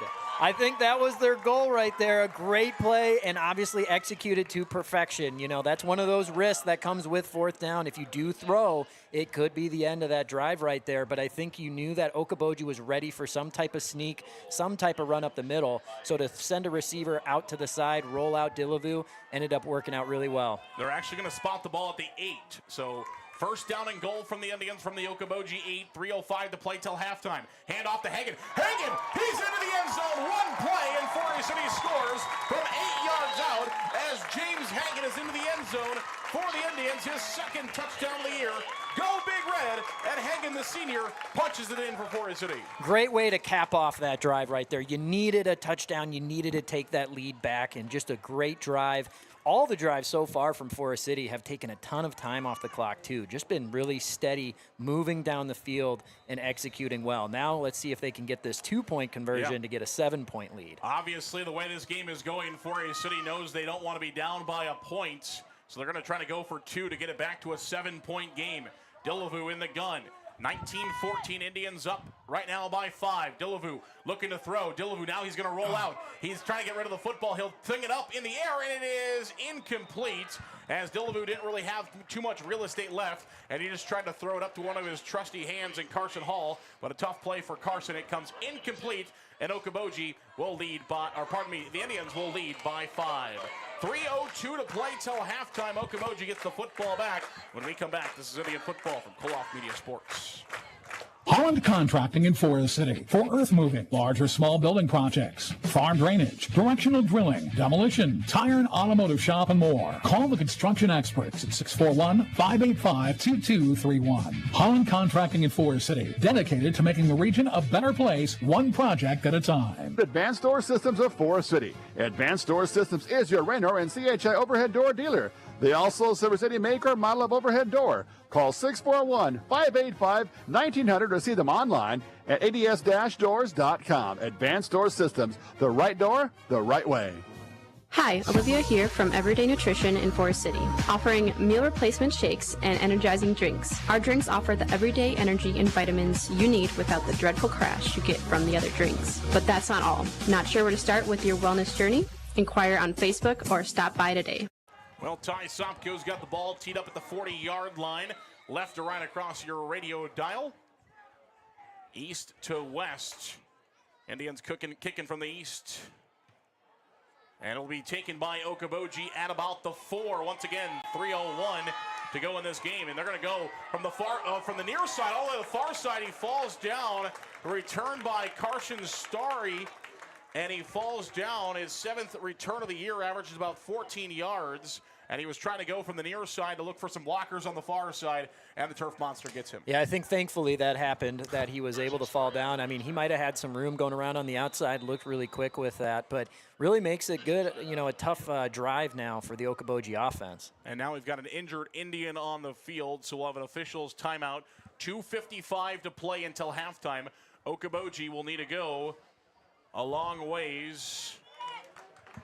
As looks like Donchi may be a little shaken up. But he will walk off. That's a good sign for the Indians. So it'll be 84 yards needed here for Okoboji. 2:55 to play until halftime. 19-14, 4A City leads by 5. Really want to get a stop here on defense. You know, Okoboji is going to be getting the ball back at the start of the second half, and really don't want them to be able to go back-to-back drives and obviously take the lead, but also get a bigger lead if that potentially happens and they score here. So got to make a stop on defense. So Duvall and company have the football at their own 16. Here's the snap, the little pitch out to Symington, looking for a couple of blockers, and he's going to be brought down at about the 15-yard line. So I think it's going to go for a loss, as Symington hasn't been bottled up too much tonight. Before he gets there, no, right back at the line of scrimmage of the 16-yard line. Clock continues to tick, 2:37 to play until halftime. Indians lead 19-14.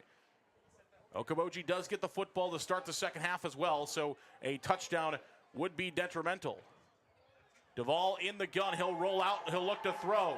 Now he's looking downfield, and the ball is going to be caught. An impressive catch there by Jacobson, as Aisha Jacobson goes up and grabs that football against Carson Hall. And he makes a fantastic catch near the 30-yard line. Yeah, great catch right there. I mean, almost better defense I was really hoping for, but really great play. First down and 10 now with 2:10 to play until halftime. Duvall looking back, he's going to go for the home run ball. Luke Kearney is there, and he intercepts it at the 45-yard line. What can Luke Kearney do as he makes his first interception of the season for the Indians? It's a huge one, and now Forest City has 2:04 to try to add on to the lead. And he's not a big guy, but he's got a big heart, and he got up there, and he just took that ball right away. What a great play. You know, I think drop back in coverage just perfectly, able to jump up and take that ball away. Again, huge play. Like we said, we needed Okoboji to not score on that drive, and to get a stop and a turnover at this point in the field gives the Forest City Indians a huge chance right now to take or extend their lead, really. As soon as that ball was let go, I saw Luke Kearney eyeing that football. It was like a big meatball coming down at him, and he saw that the whole way, and he goes up and catches it like a center fielder. And the Indians have first down and 10 now with a chance to add on before halftime. James Hagan will run across the 45 to the 47 of their own territory, so they're still on the wrong side of midfield with 1:53 until halftime. And again, Okoboji starts with the football in the second half, so a 2-score lead going in would be huge for the Indians. Yeah, and it'll be interesting to see what the Indians do if they are going to be aggressive. They've only got about a minute and a half left right now, only one timeout. They're right now looking like they're going at a slower pace, so they might be happy taking that lead into halftime. Interception number 8 of the season for the Indians of the team, first for Kearney.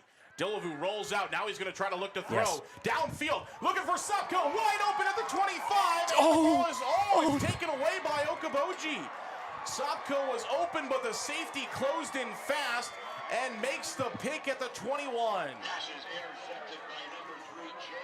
James Allen comes across the formation, and he makes the interception. It looked like Supko was open, pretty wide open, and Allen made a great break on that football. Yeah, he had him right there. I mean, man, that could have been a huge play, but ball just hung up there a little bit too long. You know, had to get Supko to come back to it, and obviously the safety there was able to get there right at the exact time. It almost looked like they caught it together, and then he just came away with it. Third interception of the year for James Allen, and now Okoboji back in business. 30, 25, 30, 35, still on his feet, brought out of bounds. 4A City was looking for a holding penalty. They did not get one on the edge, as the edge blocker set that there and got a good rush by Jacobson out across the 35 to about the 39-yard line. 1:11 to play until halftime. It's 19-14 Indians. Okoboji going no huddle. They're at the 39 inside their own territory. In the gun is Duvall. He'll take the snap. He'll roll out. He's going to look to throw. Duvall still looking across the middle, and it is going to be caught at midfield, still on his feet, and finally going to be brought down is Avery Symington. So Avery Symington makes his presence known for the first time, makes his 23rd reception of the year, over 314 yards, and now Okoboji in business at the Indian 41-yard line with 1:02 to go until halftime. And 3 timeouts, it looks like, Yeah. too. So that gives them a lot of time and a lot of flexibility right there. Deegan Moore on that play, you went for the ball. The one rule with that is if you're going to go for it, you better make sure you're going to tackle if you miss. From the 41, Duvall in the gun. He'll take the snap. He's going to give it off on the left side. Sweep motion to Symington. Great tackle by Kearney again. Another fantastic open field tackle. And here comes that first timeout for Okoboji and head coach Eric Klaus. They'll use their first one. 55 seconds to go till halftime. 19-14. Indians lead the Pioneers. This is Indian football from Koloff Media Sports. Malin Egg Service of Forest City is a proud supporter of Forest City High School athletics. Nate Malin is with you from the word go. From planting to harvest, you can count on Nate. Contact him today in Forest City at 641-860-1712. Nate will help you put the right seed on your acres. 641-860-1712. Hey, this is Tom McGregor, the new manager of Forest City Auto Center in Chrysler of Forest City. Stop by the Forest City Auto Center on the north side for Chevy and GM products, and Chrysler on the south side for Chrysler, Dodge, Jeep, and Ram products. Our stores proudly support the Indians.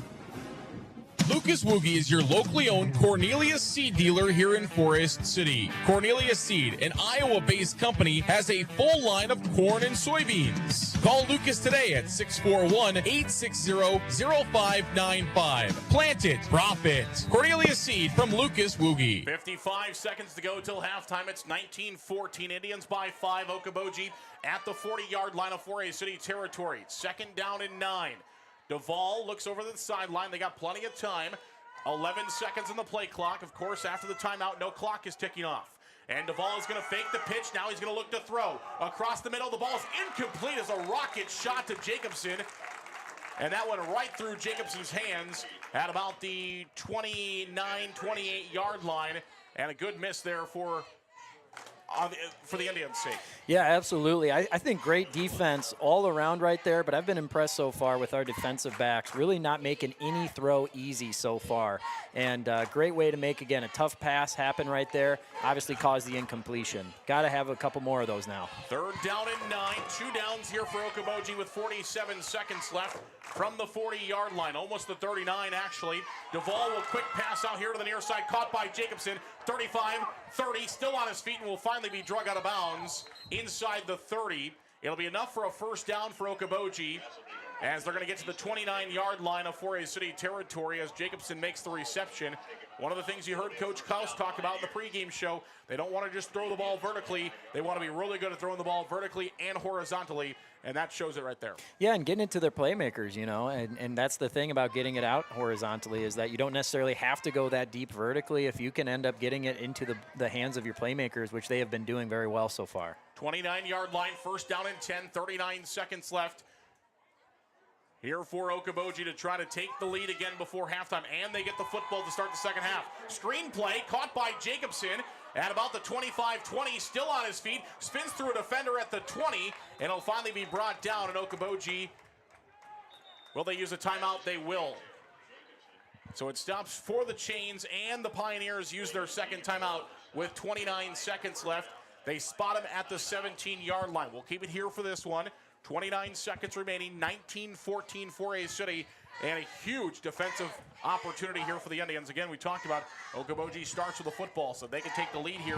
They come out. I mean, no defense has made a stop yet, so if that keeps the theme, Okoboji takes the lead here, and they'll have a chance to add on, and we come out of halftime. Yeah, exactly, and that's why this Forest City defense needs to make a stand right now, and we really saw that when the Okoboji offense was down in the goal line, made them go all 4 downs into the goal line, and almost had them stopped right there on the 1-yard line. So we're going to have to see that right now from the Forest City defense. Also, the clock is going to really be our friend right now from the defensive side. 1 timeout left, 29 seconds. Does close up a little bit of the playbook now.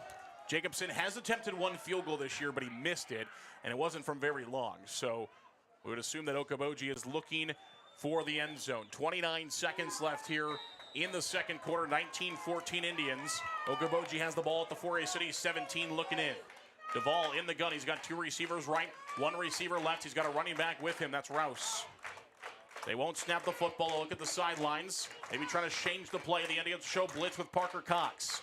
Now Duvall will take the snap. The Indians do blitz. Duvall just has to dump it off. It's caught at the 15, 10, and going to be brought down at about the 10-yard line by Kearney is Rouse, and that's the final timeout for Okoboji. So 19 seconds left. Okoboji is going to have a couple of plays here from the 10-yard line with 19 seconds. We'll take a break. We'll come back. This is Indian Football from Koloff Media Sports.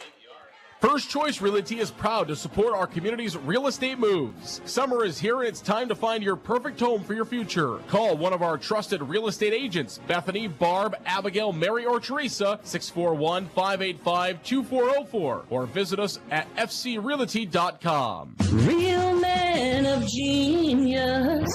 I don't know about genius, but we've been called worse. Call Matt, Chuck, or Jake at County Line Seeds, offering DeKalb Asgrow, Whiffles, NK, and Latham products. We strive by turning seeds into opportunity. Give us a call today, 641-581-3300. Now that I think about it, that was kind of catchy. Wilson Dental is expanding again. Wilson Dental now offering a clinic in Buffalo Center. Check out Wilson Dental now in Buffalo Center to go along with their long-standing tradition in 4A City and also offering services in Garner. Wilson Dental in 4A City, Garner, and now Buffalo Center. Back here to 4A City, Duvall will take the snap. He rolls out, looking to the end zone. He'll throw, and it's caught for a touchdown. One play and a 10-yard touchdown pass from Duvall. It is caught by Avery Symington as Symington makes his fourth touchdown reception of the year for Symington. 4 touchdowns, this one from 10, his longest from 27 this year. And Okoboji, just like that, punches it in with 15 seconds to go until halftime. And a chance to try to make this a 2-point game upcoming here for Okoboji, as Jacobson will attempt the PAT. Does have 6 misses this year. The kick is up, and it is going to be, it just snuck in. That ball skimmed over the top of the crossbar to make it in. It would have been huge for that one to miss, but it does fall in, and the Indians now trail 21-19 with 15 seconds left here in quarter number 2. We'll come back. This is Indian Football from Koloff Media Sports. A&W Restaurant in Forest City. A&W has delicious burgers, cheese curds, onion rings, chicken tenders, and more, available daily from 11 a.m. to 9 p.m. Finish your meal with a tasty root beer float, shake, polar swirl, or soft serve ice cream. A&W, where the food is as good as the root beer. Highway 69 North in Forest City. Forest City Ford at the corner of 9 and 69 in Forest City wishes good luck to our local athletes. We look forward to seeing you compete. When you need a vehicle, see us at Forest City Ford, where customers really do send their friends. Matt Jennings and Troy Hall of Jennings & Hall Financial Group, located at MBT Bank, want to thank our Forest City teams for their hard work and dedication and wish them good luck this season. Best wishes from Matt and Troy at Jennings & Hall Financial Group, located at MBT Bank in Forest City. Jacobson with the ball teed up at the 40-yard line from west to east. The Indians will get a chance at about the 13. It's fumbled by Deacon Moore. He's got to get back on that football, as Okoboji could have had that football. 20 yards looking in with 11 seconds left. What a change that would have been. But Deacon Moore luckily gets right back on top of it at the 20. And we'll see what the Indians decide to do, but I have a feeling they are content with a 2-point deficit here with 11 seconds and needing to go 80 yards in those 11 seconds. Maybe they'll try to air one out, but well, when we saw them do that the last time, obviously ended up in an interception, which we don't want to see either. And I think that's what they're thinking right now. Yeah, I would assume it's either going to be victory formation or they're going to hand it off. It is victory formation for the Indians, and they will just kneel it down. So that will tick out the remaining seconds here on the clock at halftime. It is going to be the Okoboji Pioneers leading the Indians of 4A City 21-19. Well, we wanted a good football game. We wanted meaningful football in October. We got a good football game. We got meaningful football in October. It's a 2-point game going to halftime. Oh, absolutely. This is exactly what we wanted, like you said. This is why these kids play. This is why football is so fun on Friday nights in the state of Iowa, and we've got a good one here in Forest City.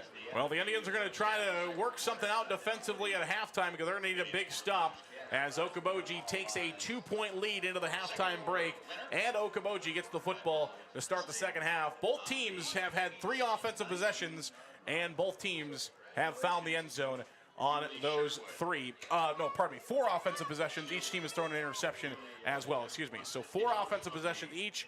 Each team has thrown an interception and scored 3 touchdowns on their 4 offensive possessions. 21-19 Okoboji, our halftime show brought to you by Waldorf University. Waldorf University in 4A City sponsors today's halftime show. Of course, if you're watching with us on the video stream and if you're listening along on KIW, you're about to hear the likes of the 4A City High School Marching Band. Congratulations to them on picking up another Division I rating at their latest state band competition. And the fans here, along with you guys on KIW and live at KIW.com, going to get to hear that full show here tonight throughout the halftime show. As always, the last home football game of the year, always the Halloween costumes as well for the 4A City Marching Band, and we'll have that for you when we come back. This is Indian Football from Koloff Media Sports.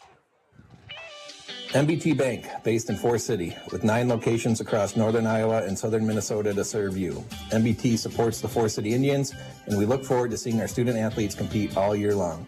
Good luck, Indians, from MBT Bank in Forest City.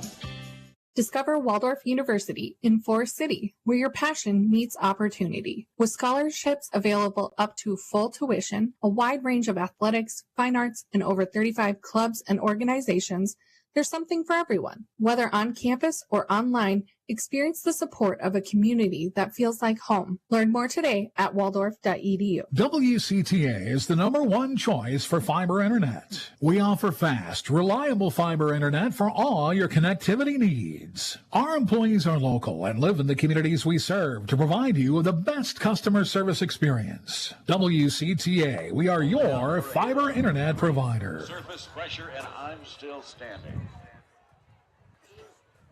Drum majors, Natalie Holland, Stella LaCour, and Claire Weaver. Is your band ready?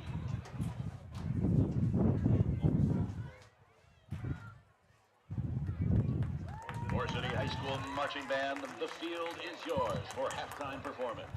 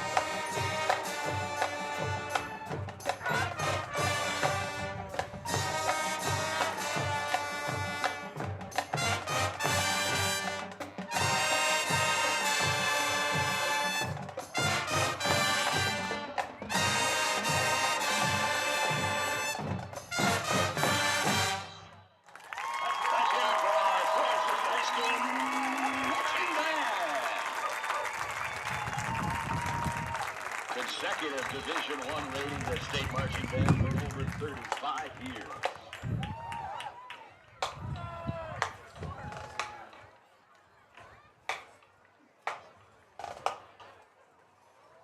I'm going to name our... NIAC is proud to help support North Iowa athletes. Working hard and being part of a team is a great way to learn lessons for life, and learning is what NIAC is all about, beginning with high school juniors and seniors who can start building college credits now for free. Learn more at niac.edu. NSB Bank wishes the Indians good luck. For the past 90 years, NSB Bank has provided the latest financial products and services with a community touch by local decision makers. Stop into your NSB branch location in Titonka, Forest City, Thompson, Mason City, or Northwood. NSB Bank, we're here for you. Member FDIC Equal Housing Lender.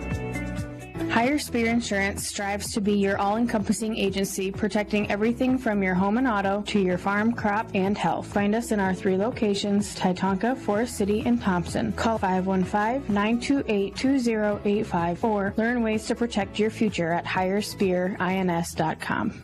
Grow Electric in Lake Mills is proud to support area athletics and proud to serve our new and returning customers. To get started on any electrical project, big or small, call 641-592-8282. Good luck, athletes, from Grow Electric in Lake Mills. Shooters in Forest City is under new ownership. Hello, I'm Leah. I'm one of the new owners. Have you seen our weekly specials on our Facebook page? Posted every Friday. If not, give us a follow. We're committed to the same great service you have come to know and expect. So come on in and give us a try today. Holland Contracting in Forest City for earth moving, large or small building projects, farm drainage, directional drilling, demolition, tire and automotive shop, and more. Call the construction experts at 641-585-2231. Holland Contracting in Forest City, dedicated to making the region a better place, one project at a time. Advanced Door Systems of Forest City. Advanced Door Systems is your Raynor and CHI overhead door dealer. They also service any make or model of overhead door. Call 641-585-1900 to see them online at ads-doors.com. Advanced Door Systems, the right door, the right way. Hi, Olivia here from Everyday Nutrition in Forest City, offering meal replacement shakes and energizing drinks. Our drinks offer the everyday energy and vitamins you need without the dreadful crash you get from the other drinks. But that's not all. Not sure where to start with your wellness journey? Inquire on Facebook or stop by today.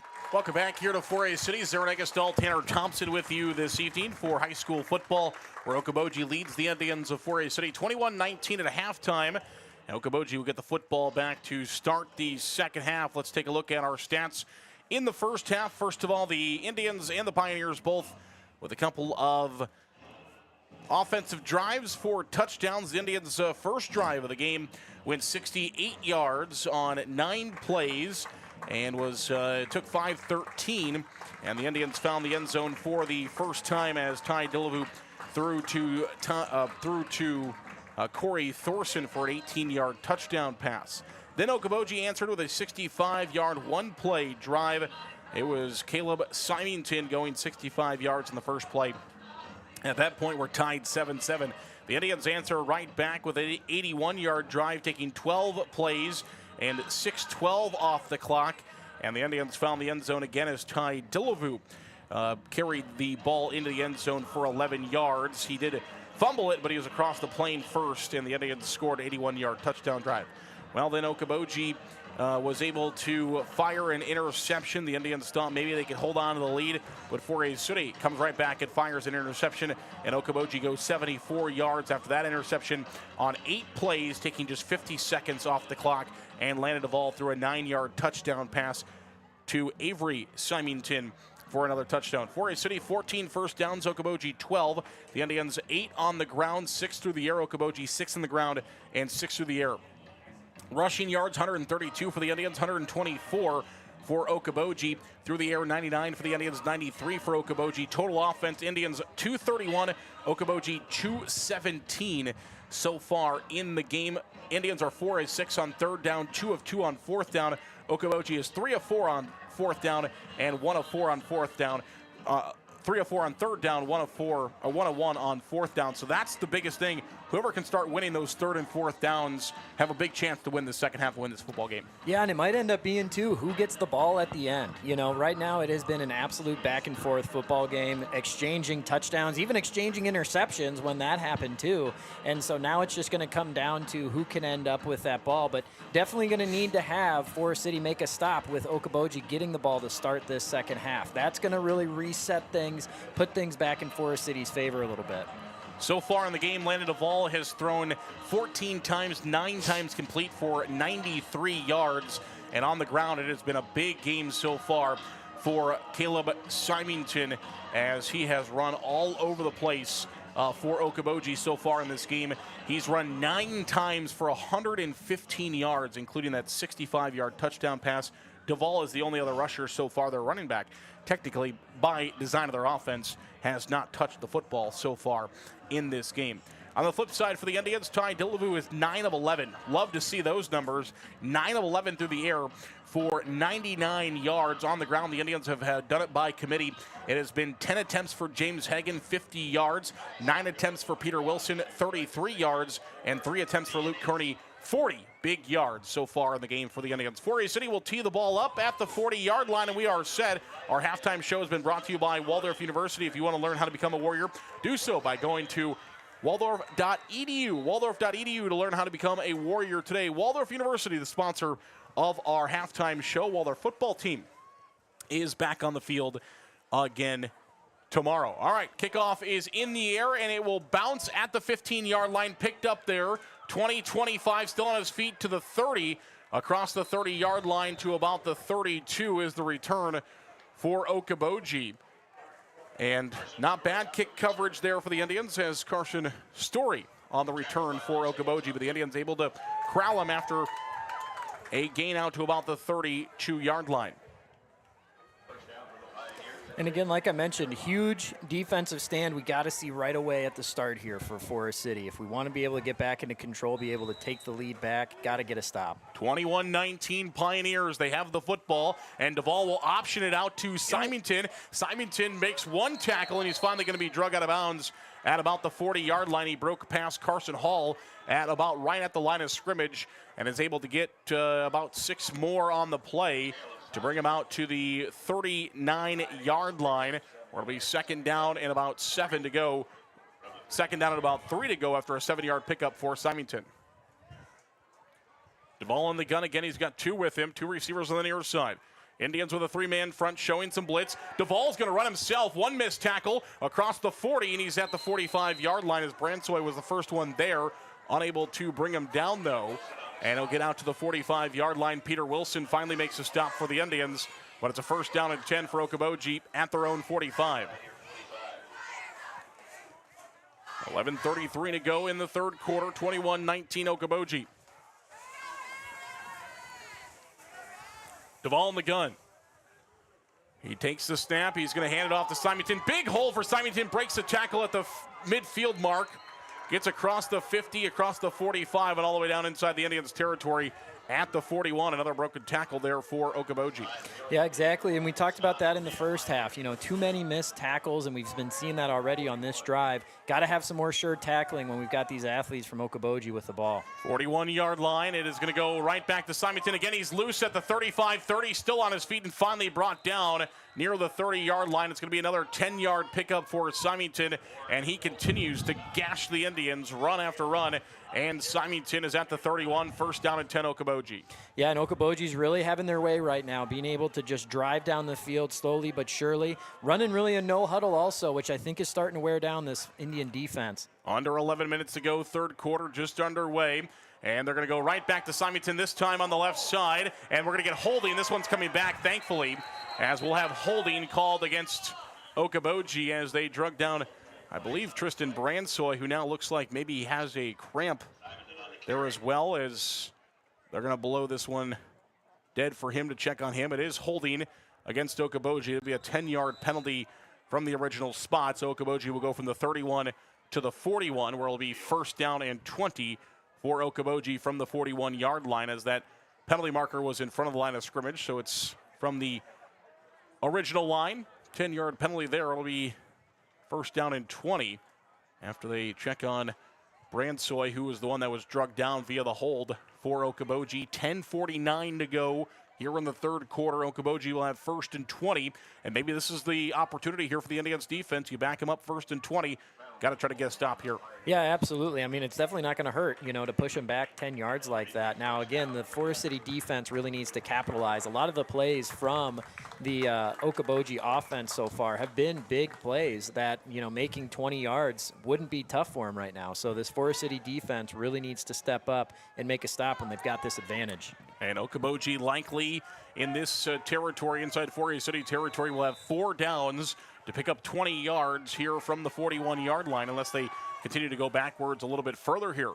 4 receivers here on the near side, one to the far side, and they're going to swing it out to Symington. And Symington's got running room 35, and he'll be run out of bounds around the 30-yard line at about the 31. So he's going to get the penalty yardage back, and it'll be 2nd down and 10 for Okoboji as he gets exactly 10 from the 41 to the 31. It'll be 2nd down and 10 for the Pioneers from the Indian 31.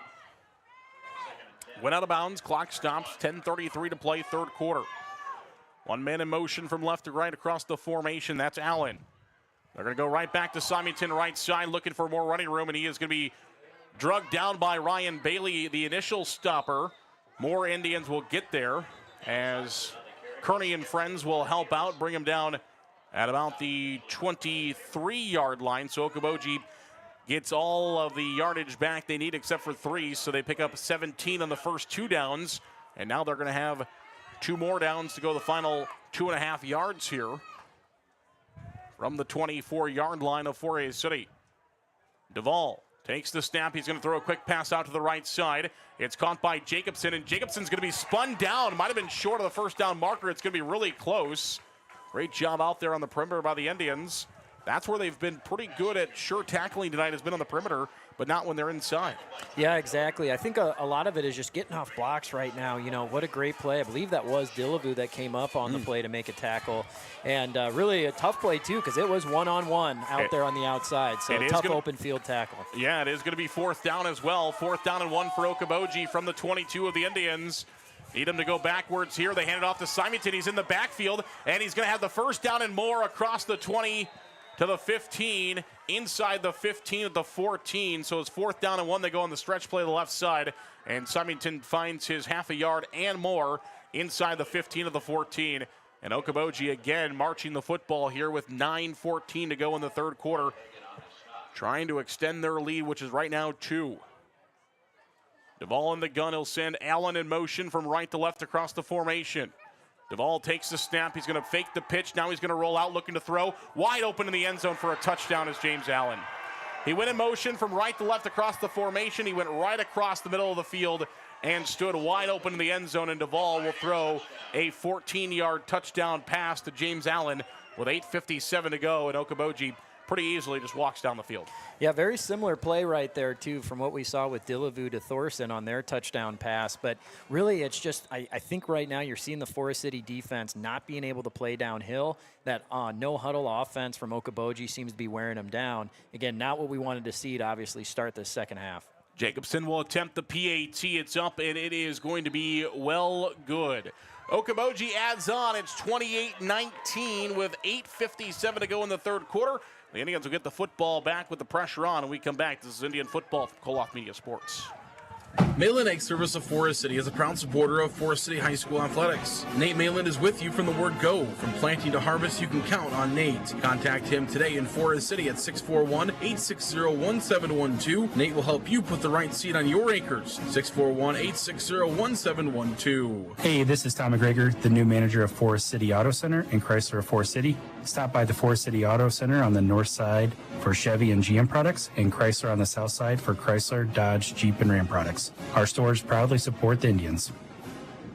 Lucas Woogie is your locally owned Cornelius Seed dealer here in Forest City. Cornelius Seed, an Iowa-based company, has a full line of corn and soybeans. Call Lucas today at 641-860-0595. Plant it, profit. Cornelius Seed from Lucas Woogie. First Choice Realty is proud to support our community's real estate moves. Summer is here, and it's time to find your perfect home for your future. Call one of our trusted. Here's the kickoff taken by Deegan Moore at about the 10-yard line. He'll get up across the 15, maybe to the 16, where he's going to be finally brought down. And the Indians are going to have a long field to go here. Yeah, and I think really from the Okoboji kickoff team, we've seen them do these really high kicks, and I'd like to see the returners step up a little bit more. I think they can move up. Don't want to see the kickoff touch the ground, really. You want to be able to catch it and then be able to get some more momentum going upfield. So that pins them back a little bit farther than they'd want to here on the 15. So they do spot it back at the 15. The Indians will have to go about the length of the field. And here's a handoff to Peter Wilson. He's got some running room across the 20, near the 25-yard line. He'll be brought down to the 25, so give him a gain of about 9 on the first play. So a good positive yardage to start the drive for the Indians.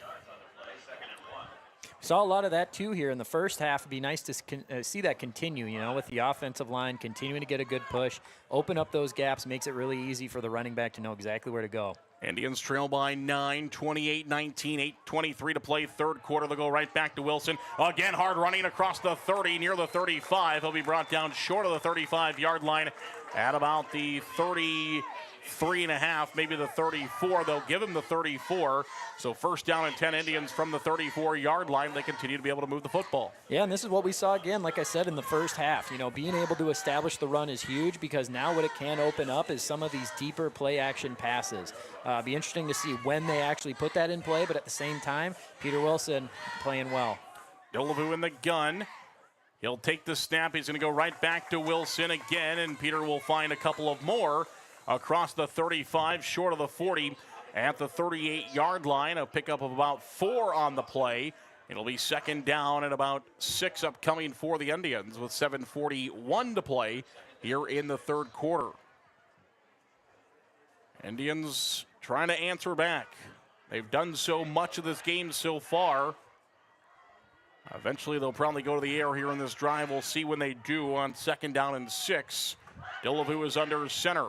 He's going to hand it off to James Hagen this time. Hagen, hard running, is going to find about 3 and still pushing. Finally, the whistle blows.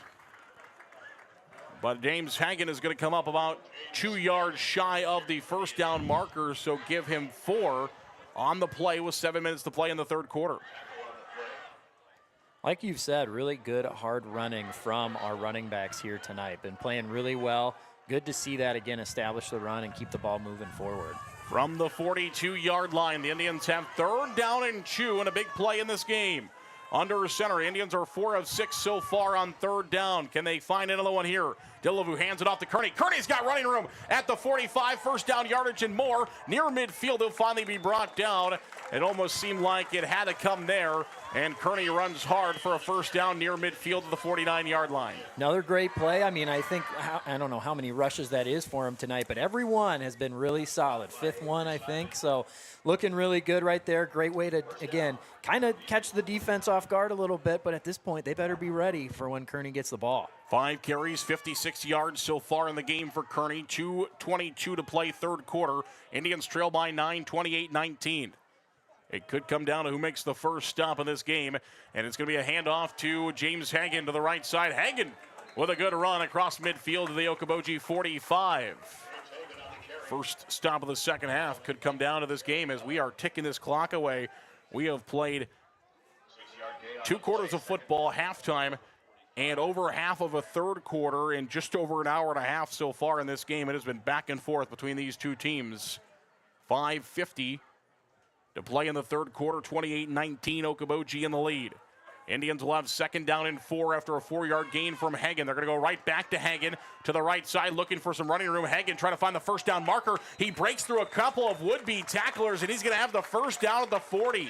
Looked like he was going to be brought down at maybe the 44 or the 43, but he finds those extra 3 yards, and that's a first down Indians. The Indians have just kept the ball on the ground and kept ticking it away. Yeah, exactly, and the running backs have kept those legs moving, just kept churning. Even when they hit that first contact, still pushing through those tackles, and that's really what's been given all these extra yards and all these different runs, which is great to see. And then, like you said, really haven't even needed a pass so far on this drive. Delavu in the gun again. Eventually, probably will try to surprise Okoboji with it. So far, have not. They're going to go right back to James Hagen. Again, Hagen hard running. He'll get across the 35 and get to the 34-yard line. So he's going to find about 6 more on this carry, and it'll be 2nd down and 4 for the Indians, with now under 5 minutes to play here in the third quarter. Yeah, I do keep thinking, man, there's got to be a time where that play-action pass is going to come in. And I think now is one of those great times. When you get a 2nd down and short like this, that's really one of those times where you can take a play-action pass and take a deep shot. So I wonder if they'll do it here. But, again, the run has just been working this whole drive. Okay, we'll see what Coach Anderson has here. The offensive coordinator, head coach for the Indians, goes right back to the ground, and James Hagen finally going to be spun down, this time right at the line of scrimmage. The Indians are going to have 3rd down and about 4 upcoming with 2 plays to get those 4 yards, with 4:20 to play here in the third quarter, as James Hagen taken down about right at the line of scrimmage. That defensive line, they've gone back to a 3-4. They did switch and went 4-4 a little bit in the second quarter. Okoboji did, but they're back to their base defense, a 3-4 defense. Delavu's under center. The Indians need 4 yards here in a couple of plays. And they're going to go play action pass this time. Delavu will look to throw. Looking downfield towards Carson Hall. It's a jump ball, and it's batted away at the goal line. It was a jump ball thrown up. Avery Symington makes a great play as he bats that one away from Carson Hall at the goal line. And Symington does a great job there for Okoboji. The 6'2", 175-pound junior jumps up, and now it's 4th down and 4 for the Indians. Yeah, Delavu kind of forced to go deep right there. Might have been tough to see, but Sopko ran an out route on that same side. If you would have seen him running back, you would have seen his jersey hanging off of his pads because the defender pulled him back. Would have liked to see a holding call right there, but huge 4th down from this Forest City offense. 4th down and 4 for Delavu and the Indians offense, trying to keep the drive alive. Delavu will look to pass. He will look. Now he rolls out. Now he's looking downfield. He is going to be pressured, and it is caught for the 1st down across the 30. Delavu under pressure, and a penalty marker comes out, which is bad news for the Indians. Could be in the area of holding as Delavu was rolling out. Yeah, roughing. No, it's going to be... Yeah, thank you. Yeah, roughing the passer, actually. So they're going to get roughing the passer, so you're going to add 15 yards on top of the end of the throw. So roughing the passer is going to be the call as Delavu gets taken to the ground as he throws away that football. And I believe the official is talking about it. The ball got spotted at the 26-yard line. Here with 3:46 to go in the third quarter, and the Indians are going to get more here at the end of this run. So the ball will be spotted up. So it is roughing the passer. It's an extra 15 with the ball spotted at the 26. So that's going to move the football down inside the 15 to about the 13-yard line. Yeah, and even beside the penalty, like you mentioned, overall great play. I mean, that was a conversion right there by that Forest City offense. Again, the relationship right now between the receivers and quarterback is working really well. Didn't really look like he had anything, and then all of a sudden, there was the receiver. They're going to go right back to James Hagen, and Hagen will find a yard or 2. He finds 3, actually, to the 10, so it'll be 2nd down and 7. Forest City can get a 1st down at the 3-yard line. So 2nd down and 7 from the 10 now. 3:30 to play, third quarter, 28-19. Okoboji in the lead. 2nd down and 7. Again, the Indians get a 1st down at the 3-yard line. But they would like to find the end zone, but they have that safety blanket of having 4 more plays so they can get to the 3. James Hagen will run again. He'll get inside the 10, but he'll come up short of the 5. And it's going to be 3rd down and about 4 upcoming as Hagen will find maybe 3 more there. Maybe along 4. Still falling forward, which is great to see from our running backs again. Being able to fall back on them and rely on them to get those tough yards has made a huge difference for this offense. It will be 3rd down and 4. The Indians going to get to the 3 for a 1st down. They are 7 yards from the end zone. James Hagen, and he's got enough for the 1st down. Did he get in the end zone? He's near the goal line. They're still pushing. He's going to be short of the goal line, but he's got enough for a 1st at about the 1. So it'll be 1st down and goal for a City from the 1-yard line, as James Hagen finds 6 when he needed 4. Going right back to James Hagen are the Indians. 2:37 to go in the third quarter. Indians up the line. They need 1 more yard for Paydirt. Under center is Delavu, handed off to James Hagen looking for the end zone. Is he going to fall in? No, he's going to fall just short, as that nose will come up just short of the goal line. Smith for Okoboji comes up holding the football, but obviously no fumble there, and that ball is about as close to the goal line, I think, as you can get, as that ball, the nose just behind the goal line. Yeah. Second down for the Indians, and goal inside the 1 with 2:03 to play, third quarter. Dillevue will try to take it himself, and Dillevue will fall into the end zone easily for the Indian touchdown. Ty Dillevue is in from half a yard. It is rushing touchdown number 5 of the season for the Indians. For Ty Dillevue for the Indians. Go Big Red. The Indians are right back on the board with 1:59 to play in the third quarter. Another great drive by this Forest City offense. Again, the only thing that stopped them so far has been an interception or, taking a knee at the end of the first half. So really been looking great right now. Now they're going to try and get 2 points right now. You're going to need it eventually, most likely, so you might as well go for it. The Indians will try to go for 2 right here. They're down by 3, 1:59 to go. Dillevue will hand it off to Hagen, trying to punch it in from 2.5 yards out. He gets spun down right at the line of scrimmage, and he will get stopped as big number 77, Keyshawn Smith, will make the play. 6'1", 275 pounds. He is just a junior, and he makes a big stop there for Okoboji. It stays a 3-point game, 28-25. Okoboji by 3. We'll come back in 1 minute for kickoff. This is Indian football from Co-op Media Sports. Real man of genius.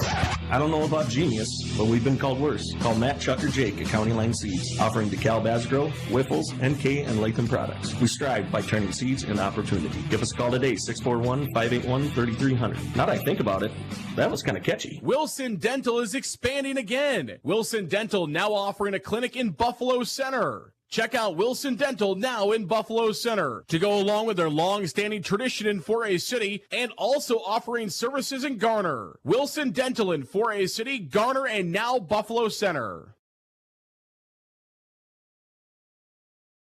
Welcome back here to 4A City, 1:59 to go, third quarter. Indians back on the board again, 28-25. Both offenses a score on their first possessions here of the half, and it takes all but about 2 minutes left, so 10 minutes and 1 second have gone off here in the third quarter to allow both teams to score. Sopko's got the ball teed up at the east 40-yard line, left to right across your radio dial. He will kick it down the field. A sidewinding kick taken at the 11. It's bobbled, now picked up at the 12. Looking for running room is Jacobson. He's still on his feet at the 25 and finally going to be brought down.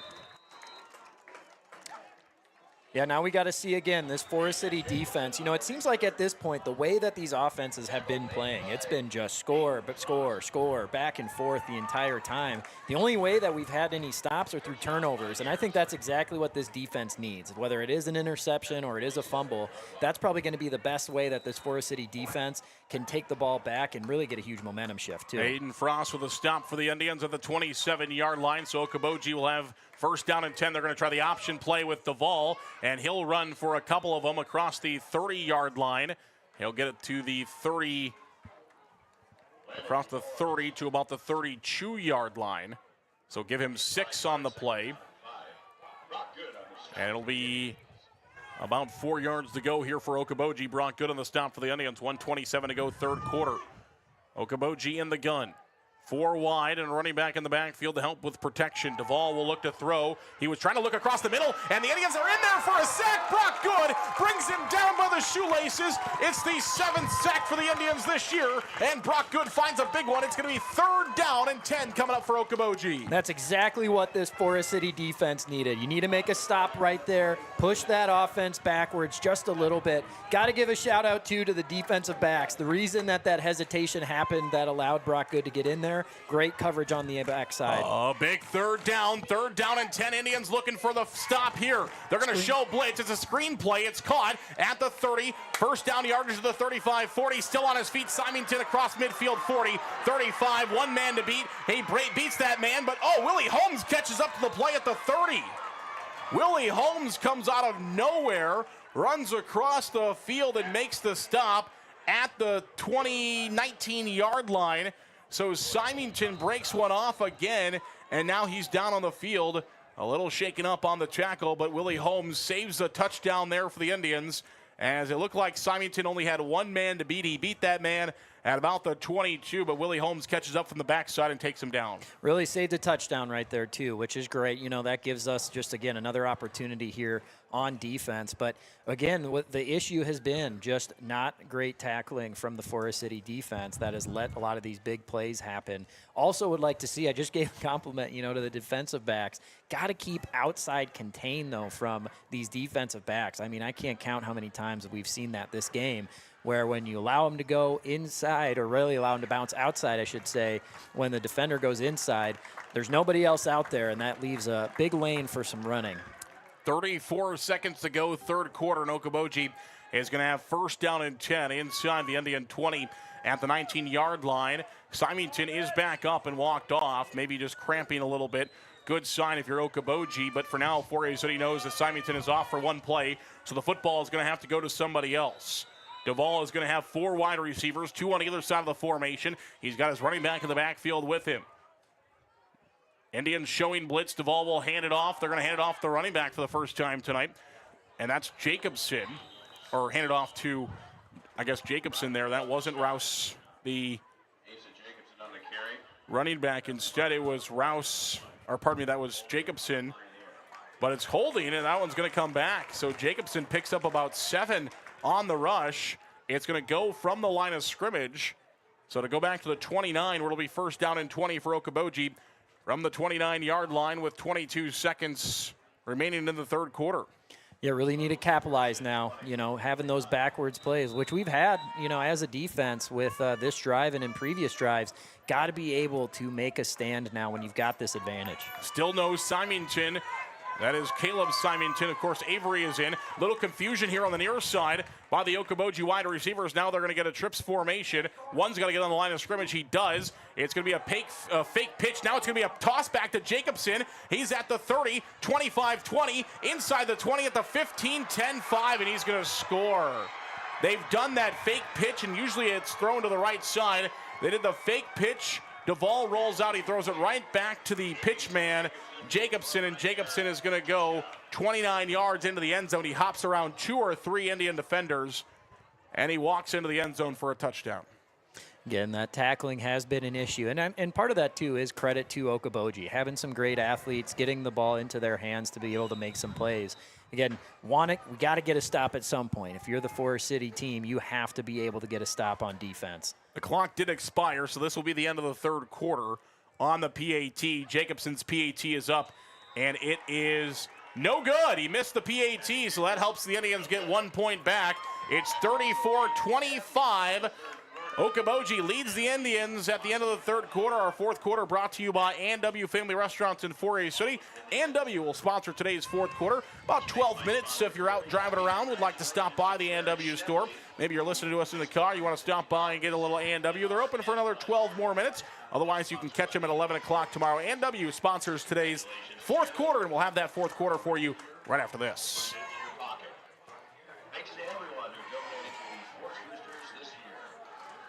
A&W Restaurant in Forest City. A&W has delicious burgers, cheese curds, onion rings, chicken tenders, and more available daily from 11 a.m. to 9 p.m. Finish your meal with a tasty root beer float, shake, polar swirl, or soft serve ice cream. A&W, where the food is as good as the root beer. Highway 69 North in Forest City. Forest City Ford at the corner of 9 and 69 in Forest City wishes good luck to our local athletes. We look forward to seeing you compete. When you need a vehicle, see us at Forest City Ford, where customers really do send their friends. Welcome back to Fourier City High School, 34-25. The Indians trail the Pioneers of Okoboji. And actually, Fourier City down by that 34-25 score. Again, the Indians went for 2 and missed theirs, so it's just even wash, as both teams only get 6 on their last scores, so not a gain forward for the Indians. There's another one of those high pooch kicks taken at about the 18-yard line. Deegan Moore's got running room to the 30, 35, hits a hole to the 40, still on his feet to the 45-yard line. He's going to be knocked out of bounds right there near the 45. Deegan Moore with a great return for the Indians, and they'll have great starting field position to try to march the field again as we start the fourth quarter. You know, like we talked about, I did mention this earlier, you know, just bringing those returners up a few yards makes it so that high pooch type of kick is a lot easier to get under. You don't let it hit the ground. You get momentum. and here now at the 44-yard line puts the Indians in great field position. Started their last drive at the 15, so much better starting field position at the 44. 11:53 to play here in the ball game. And the Indians need a couple of scores already. They need a score, a stop, and a score. Delavu will take the ball. He'll hand it off to James Hagan, who will rush forward across midfield. And James Hagan brought down maybe right at midfield, actually. I thought he maybe got to the 49 of Okoboji. They're going to say no. They're going to spot the football exactly at midfield. So it'll be a 6-yard pickup for Hagan on first down. 2nd down and 4 upcoming with 11:31 to go here in the fourth quarter. 34-25, Indians and Pioneers. The winner will play at home next week in the first round of the postseason. The loser will go on the road. Delavu in the gun. He will take it himself, looking for some running room. He'll have not the first down, but he's going to find about 2 on the play. And the Indians will have 3rd down and about 2 upcoming as they spot him just ahead of the 48-yard line, short of the 47. So a yard and a half. The Indians will need to get on 3rd down. They'll break the huddle for that 3rd down and about a yard and a half. Delavu under center. He tries the hard count. Now he'll take the snap. He's going to hand it off to Hagan. Hagan will have the first down at the 45. The Indians will have first down and 10 inside the 45 at the 44-yard line. Hard run by James Hagan. Once again, the Indians move the sticks. Yeah, and again, we've been able to rely on that running from the running backs, really. The run game has been huge for this Forest City offense. And the one thing I'm curious to see, too, is how they do balance that, trying to think of the clock. Again, like we talked about, really now it's a 2-score game. Going to have to get a touchdown, get a stop, and then another score. It'll be interesting to see if they do continue to rely on the run and keep that clock running, too. From the 44-yard line, Delavu under center. He's going to pitch it out to Peter Wilson. Haven't seen a lot of that tonight, but Peter Wilson will take the pitch out, and he'll get across the 44-yard line to about the 42. Bachman on the stomp for Okoboji at the 42. A gain of 2 on the play. Indians will have 2nd down and 8 upcoming as we march under the 10-minute mark here. Again, the Indians got to score twice, so we'll see if they decide to go to the air here one of these times. Trying to get the football in the end zone because they'll have to score twice. Delavu in the gun. 2 receivers on the near side. He'll take the snap. He'll hand it off. They go right back to the ground, and Peter Wilson is going to be stopped there. Okoboji with 2 big stops on back-to-back runs. It's going to be a loss of 1 and 3rd down and 9 upcoming. Yeah, definitely not what you wanted to have happen right there. I mean, again, we are definitely into 4-down territory, so that gives you some room with that. But, you know, definitely wanted to get some more yards moving forward, which they've been able to get through the run game. But now it sets up a tough 3rd and 9. 3rd down and 9 for the Indians at the 43-yard line of Okoboji. Delavu in the gun. Okoboji showing blitz. Here's the play-action pass for Delavu. It's caught by Thorson at the 40. He's going to be drugged down short of the first down marker at about the 37. Man-to-man, it looked like Thorson had a little bit more room to run. A great closeout and tackle there by Miles Wasson, the sophomore, able to make a big tackle for Okoboji on Corey Thorson to make it 4th down and about 3 yards upcoming. A gain of 6 on the play by the Indians. A huge 4th down upcoming. With what we've seen from the Okoboji offense, haven't been stopped much tonight. Indians got to have it here on 4th down and 3 from the 37 of Okoboji. Delavu in the gun. Oh, and false start against the Indians. They're going to get tabbed for a false start. And so instead of 4th down and 3, it's going to be 4th down and 8. Pushing the ball back across the 40 to the 42. So everything the Indians got there on 3rd down wiped away, and it'll be 4th down and 8 upcoming from the 42-yard line with now just 8:20 left in this football game. And again, the Indians are going to have to score twice, trailing by 9. Delavu in the gun. He'll take the snap. Big 4th down. He looks to throw. He's under pressure. Now he's going to run. He's got room to tuck it. He's going to try to get the first down. He's got it. He's got the first down and more across the 35 to the 30. It looked like at first he was still going to try to throw the football, but he had the room to the first down, and he's got able to get it. I was going to say, I think we both saw that at the exact same time, and we said, don't worry about throwing it, just go for the run. And he did have that lane right there. Great play by Dillevue to be able to get that first down. Obviously tough putting back in that 4th and 8. But, again, the Indians keep their drives alive. Been doing great on 4th down this whole game. Heads up play by Dillevue. Now it's 1st down and 10 for the Indians at the 29 of Okoboji. And they're going to go play action pass. Dillevue looking to throw. He's looking for the end zone to Sopko, and that ball is on its way to the track. As that ball was well overthrown of Ty Sopko. But obviously Dillevue on the run just after running the ball for a 1st down. And that one sails on him. And I think part of that might have been throwing it away, too. You know, he did have a couple defensive linemen bearing down on him, and I think, you know, just get rid of it, throw it to where no one can catch it. That way he doesn't end up with a turnover right there. But, yeah, definitely some of that fatigue might have kicked in, too, with that run.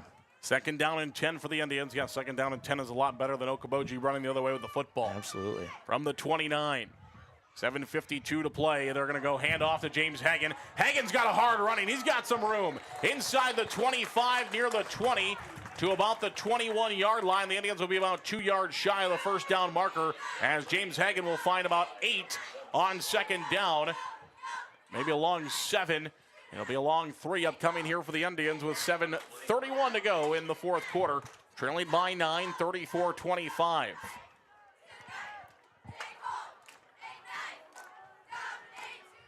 Those 2-point conversions coming up big for the Indians, missing those. As the Indians could be driving to tie the game here, but instead they're trailing by 9. 3rd down, Dillevue will throw. He's looking for the end zone. The ball is in the air and it is caught, but was he in? No, he's out of the end zone. It was caught in the back of the end zone by Sopko, but he stepped out, was not able to get the feet down, and now it's going to be 4th down and about 2 upcoming for the Indians. So you know you have 2 plays there. Decide to take a shot. We talked about the time factor. Just 7 minutes left in the game. You got to score twice, and the Indians took a shot there. Yeah, exactly. And, man, if that end zone was just a few yards longer, or even, honestly, if we were back just a few more yards, it almost would have helped us to have a little bit of a longer 3rd down right there. But, again, still, this offense has moved the ball well. Got to get it again here on 4th down. 4th down and 2, a must-have here for the Indians from the 29. You got to get to the 19. Dillevue's going to throw on 4th down and 2, and it's incomplete, intended for Carson Hall. It's a turnover on downs, and Okoboji makes the first stop of the 2nd half. First turnover on downs in the ball game, and Okoboji will take over up by 9 with 7 minutes left in the ball game. Yeah, that just crushes you right there. He had both receivers on both sides open into the flat, and just, I think, a little too high for Carson Hall over there on the sideline. And again, not good to give it back here to Okoboji. Now the defense really, really needs a stop. Got to have a quick stop, needing 2 scores. Duvall's going to run it himself, and he is going to be brought down after a short gain. Give him about 3 on 1st down. 2nd down at about 7 upcoming as Duvall gets it to the 25-yard line with 6:45 to play in the ball game. Number 2 seed in the postseason on the line. In the gun is Duvall. 34-25, the lead for Okoboji. And they're going to take every second off of this play clock as they can. 12 seconds now. Duvall still waiting. 9 on the play clock. Duvall will take them all off. And now with 3, he'll snap the football, and they give it off to Symington, and Symington is going to run. It's going to be 3rd down, but 3rd down and short, as Symington will come up just short of the 1st down marker. Yeah, this is where it gets really tough. You know, the Forest City defense, again, has had struggles against this offense the entire game. And now is when you really need it most. You need that to change. The nice thing is I think you can really expect the run from this offense, so that should help Forest City play on their toes a little bit more. But that clock is becoming more and more of a factor as it ticks away. Indians still have to score twice. 5:45 to play here in the 4th quarter, 34-25. Okoboji will snap it, needing 1 yard for the 1st down. They got it and more. 35-40. Duvall still on the field. Ball's on the field. Oh, and it's picked up by Avery Symington. I was just thinking in my head, fumble is exactly what you need there.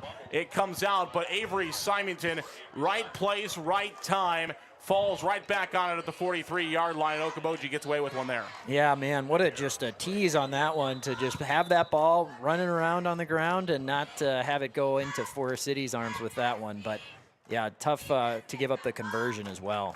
from the 43-yard line. Down offensive lineman for Okoboji with 5:27 to play. We'll take a break. We'll come back. This is Indian football from Koloff Media Sports. Matt Jennings and Troy Hall of Jennings & Hall Financial Group, located at MBT Bank, want to thank our Forest City teams for their hard work and dedication and wish them good luck this season. Best wishes from Matt and Troy at Jennings & Hall Financial Group, located at MBT Bank in Forest City. MBT Bank, based in Forest City, with 9 locations across northern Iowa and southern Minnesota to serve you. MBT supports the Forest City Indians, and we look forward to seeing our student athletes compete all year long. Good luck, Indians, from MBT Bank in Forest City. 5:22 to go, and it will be Okoboji that will snap the football. First down and 10 from the 43 of their own territory. They'll hand it off to Symington. He's got running room across the 45 at midfield. He'll finally be brought down at midfield. And again, the clock continues to tick away on the Indians that need to score twice, trailing 34-25. And again, it'll be one thing if the Indians only needed to get a stop here and then drive down to try to tie or win the game. But they got to score twice. Yeah, and the other part here is now the strategy of when do you call your timeouts. You've got all 3. Do you try to call them right now to try and stop this part of the drive and get them to be able to punt or get a turnover, or do you have to wait a little bit longer? But, yeah, that clock is not your friend right now. Duvall will continue to take it down. 6 seconds on the play clock. He'll snap it with 4. He'll hand it off to Symington again, and Symington is loose. He's still on his feet inside the 40, around the 35-yard line, and Symington has just been unstoppable tonight. It's a first down for Okoboji. Clock will stop momentarily to move the chains, but then it will start running again as the ball is spotted at the 36-yard line, and Okoboji starting to take the wind out of the Indian sails here with 4:21 to go in the ball game. They can start smelling to getting a chance to play one more time on their home field next week. Okoboji's been on the road for 2 weeks, went to Clarion Goldfield Downs last week, had to come to Forest City this week. Haven't been at home for 2 weeks since their homecoming.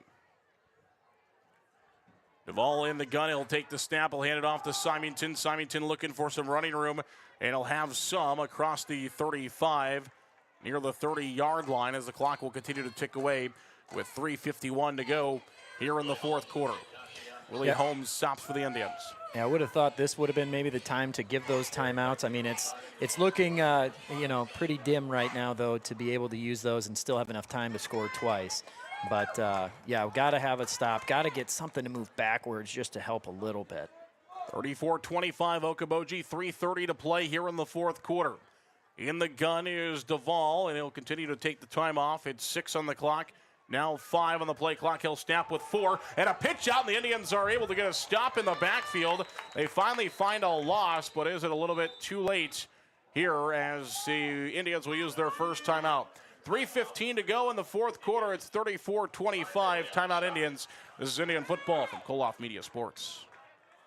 Discover Waldorf University in Forest City, where your passion meets opportunity. With scholarships available up to full tuition, a wide range of athletics, fine arts, and over 35 clubs and organizations, there's something for everyone. Whether on campus or online, experience the support of a community that feels like home. Learn more today at waldorf.edu. WCTA is the #1 choice for fiber internet. We offer fast, reliable fiber internet for all your connectivity needs. Our employees are local and live in the communities we serve to provide you with the best customer service experience. WCTA, we are your fiber internet provider. NIAC is proud to help support North Iowa athletes. Working hard and being part of a team is a great way to learn lessons for life, and learning is what NIAC is all about, beginning with high school juniors and seniors who can start building college credits now for free. Learn more at niac.edu. Duvall will take the snap on 3rd down and 7. They're going to throw, and it's caught. 25-20 inside the 20, near the 15-yard line, going to be brought down. Okoboji decides to throw it on 3rd down and 7. Indians could have just got a paw up there and batted that one away, but instead it is caught. And inside the 20, enough for a first down, and Okoboji is slowly starting to take, again, we said take the winds out of the sails, but starting to slowly pound the nails. The Indians coffin here tonight. Yeah, definitely, a risk really from Okoboji's side to throw the ball there. If it became incomplete, that kind of gives Forest City a timeout in a way, but, they definitely felt confident in that play. They're going to hand it off to Symington. 15-10, gets a block 5, and he's into the end zone. No, they're going to mark him short. Looked like he got the pylon there, but the official says they're going to stop him short at the 1-yard line. So he must have stepped out before he got that pylon and got into the end zone as Symington went pretty much untouched, but finally got knocked down right at the goal line. So Delavu in the stop for the Indians, and it's first down and goal from the 1. Okoboji have 4 plays to essentially end this game here with 2:38. Indians would need a miracle. Could use one right now. How about a 99-yard fumble recovery for a touchdown? No, it's a 1-yard touchdown for Symington. He's in once again tonight as Symington finds pay dirt from 1 yard out with 2:35 to go here in quarter number 4. Okoboji adds on what could be the ultimate deficit for the Indians, trailing 40-25 with 2:35 left in this ball game. Jacobson is in to attempt the PAT. He's been close to missing a couple of them so far, has missed one. The snap is a bit high, but it gets down, and Jacobson puts it up and through. 2:35 to go. It's 41-25 Okoboji. This is Indian football from Co-op Media Sports.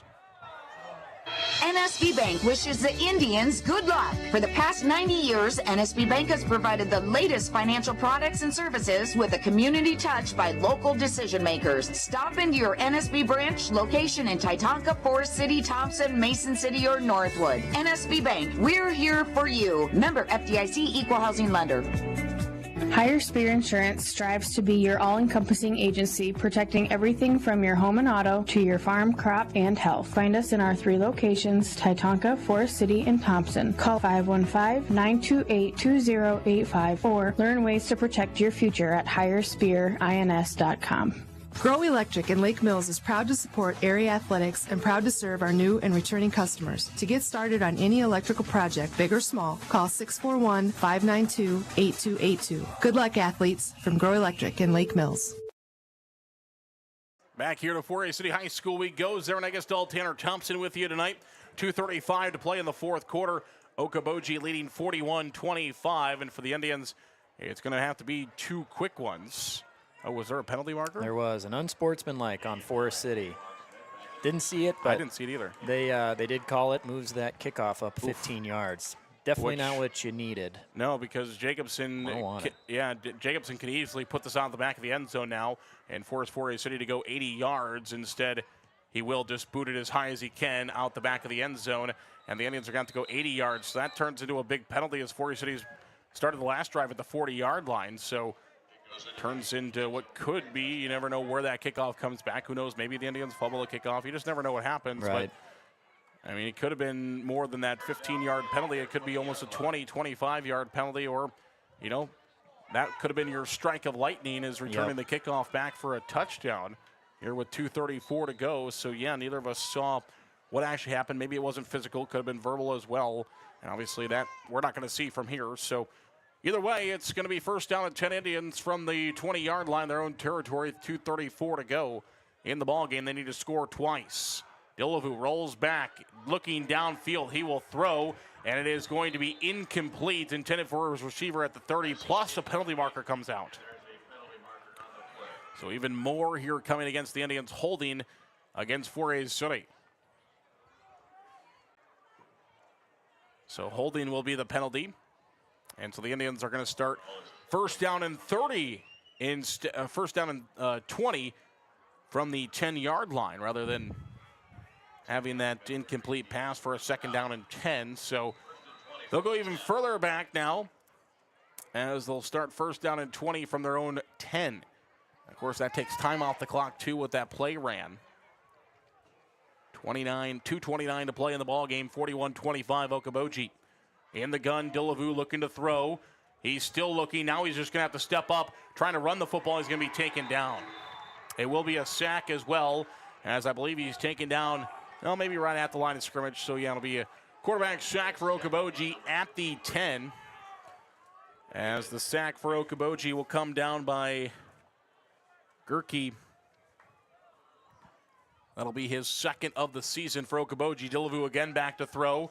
Delavu steps up. He will throw to Carson Hall at the 15. Hall makes one-man miss at the 20, across the 20, and did he get out of bounds? He did. 1:54 to play here in the ball game. Indians trail 41-25.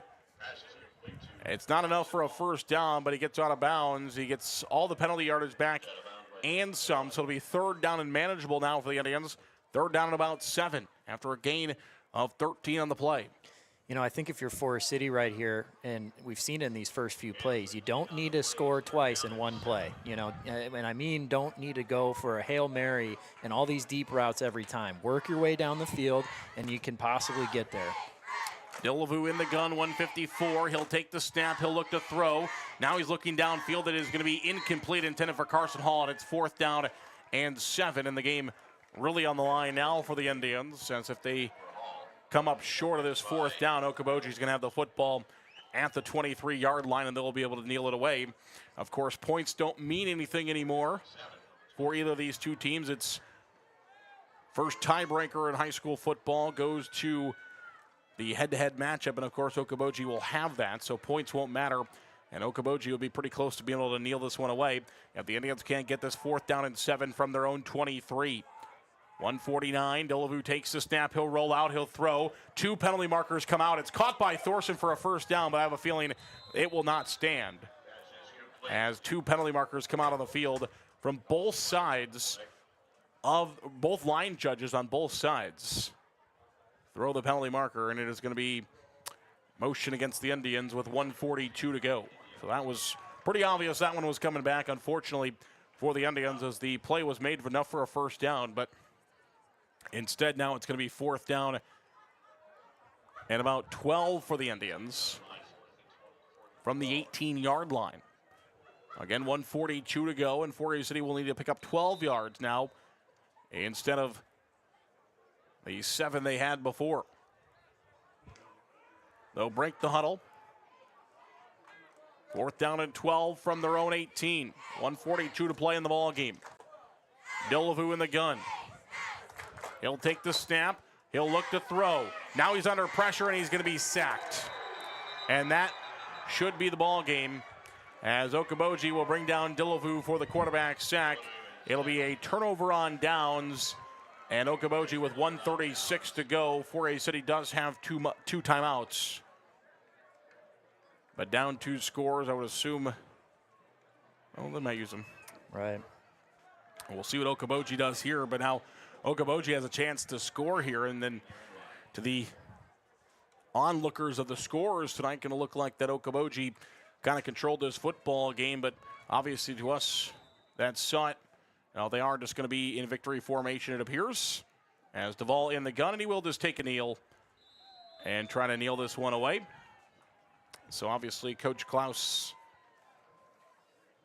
doing the sportsmanship thing there, and he'll kneel away this game with 1:23 to play. Well, Tanner, obviously tough one tonight for the Indians, but like we talked about a couple of times in the broadcast, you know, as Forest City football fans, as Forest City football alums, the one thing we want is meaningful football games that turn out to be good football games late in October. That's exactly what we got. And hey, there's still another one to come. That's exactly right. You know, it would have been nice, obviously, to get that next win, to get the 2 seed, be able to host a playoff game here this next week. But definitely is not the end of Forest City's season. You know, you have a lot to learn from this game, can carry it over into next week. And again, you've done a lot of the hard part so far this year to get into these playoffs. Now it's real, though, from this point on. You've got to be able to win. You've got to be able to execute. Well, Forest City will qualify for the playoffs. They will be the number 3 seed. They will have to travel to a 2 seed next week. Obviously, we didn't talk about it too much on the broadcast. The one I am hoping Forest City will get will be a 42-minute drive to the east, straight up Highway 9, as Osage is the number 2 seed. So that's a very good 2 versus 3 matchup, but I think it could be a very good competitive game. But I don't know. I have a feeling that Forest City won't get that fortunate, and there are some other 2 seeds around the state, including a lot of this district is west. So they send us west. If it goes west, it'll be Central Lyon, of course, the defending state champions there at Central Lyon. will be a 2 seed as they they are going to finish as the 2 seed in their district. Also some teams down south and to the east as well. Roland Story will be a 2 seed. West Marshall will be a 2 seed, all within driving distance of 4A City. So those are kind of the 4 options looking at it going into the next week. We'll find out at 10 o'clock tomorrow when the postseason assignments are announced. But 4A City will go on the road for the first round of the Iowa High School football playoffs next week. Again, probably the 4 likely options would be at Osage, at Central Lyon, at West Lyon, or at Roland Story. All very good football teams, but all games that 4A City will prepare for next week. And, of course, we'll try to go into that one.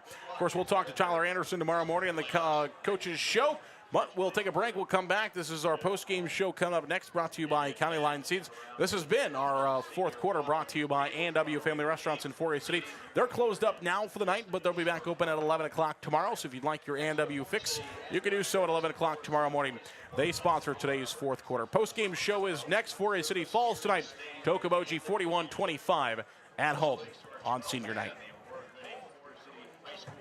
Shooters in Forest City is under new ownership. Hello, I'm Leah. I'm one of the new owners. Have you seen our weekly specials on our Facebook page? Posted every Friday. If not, give us a follow. We're committed to the same great service you have come to know and expect. So come on in and give us a try today. Holland Contracting in Forest City for earth moving, large or small building projects, farm drainage, directional drilling, demolition, tire and automotive shop, and more. Call the construction experts at 641-585-2231. Holland Contracting in Forest City, dedicated to making the region a better place, one project at a time. Advanced Door Systems of Forest City. Advanced Door Systems is your Raynor and CHI overhead door dealer. They also service any make or model of overhead door. Call 641-585-1900 or see them online at ads-doors.com. Advanced Door Systems, the right door, the right way. Hi, Olivia here from Everyday Nutrition in Forest City, offering meal replacement shakes and energizing drinks. Our drinks offer the everyday energy and vitamins you need without the dreadful crash you get from the other drinks. But that's not all. Not sure where to start with your wellness journey? Inquire on Facebook or stop by today. Malin Egg Service of Forest City is a proud supporter of Forest City High School athletics. Nate Malin is with you from the word go. From planting to harvest, you can count on Nate. Contact him today in Forest City at 641-860-1712. Nate will help you put the right seed on your acres. 641-860-1712.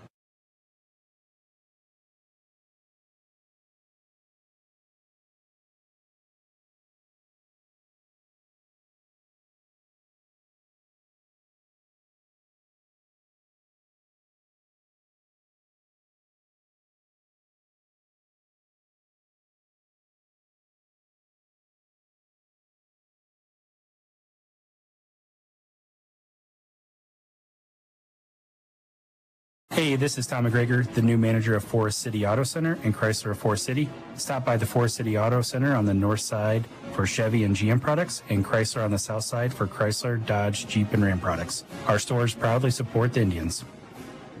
North Iowa weather.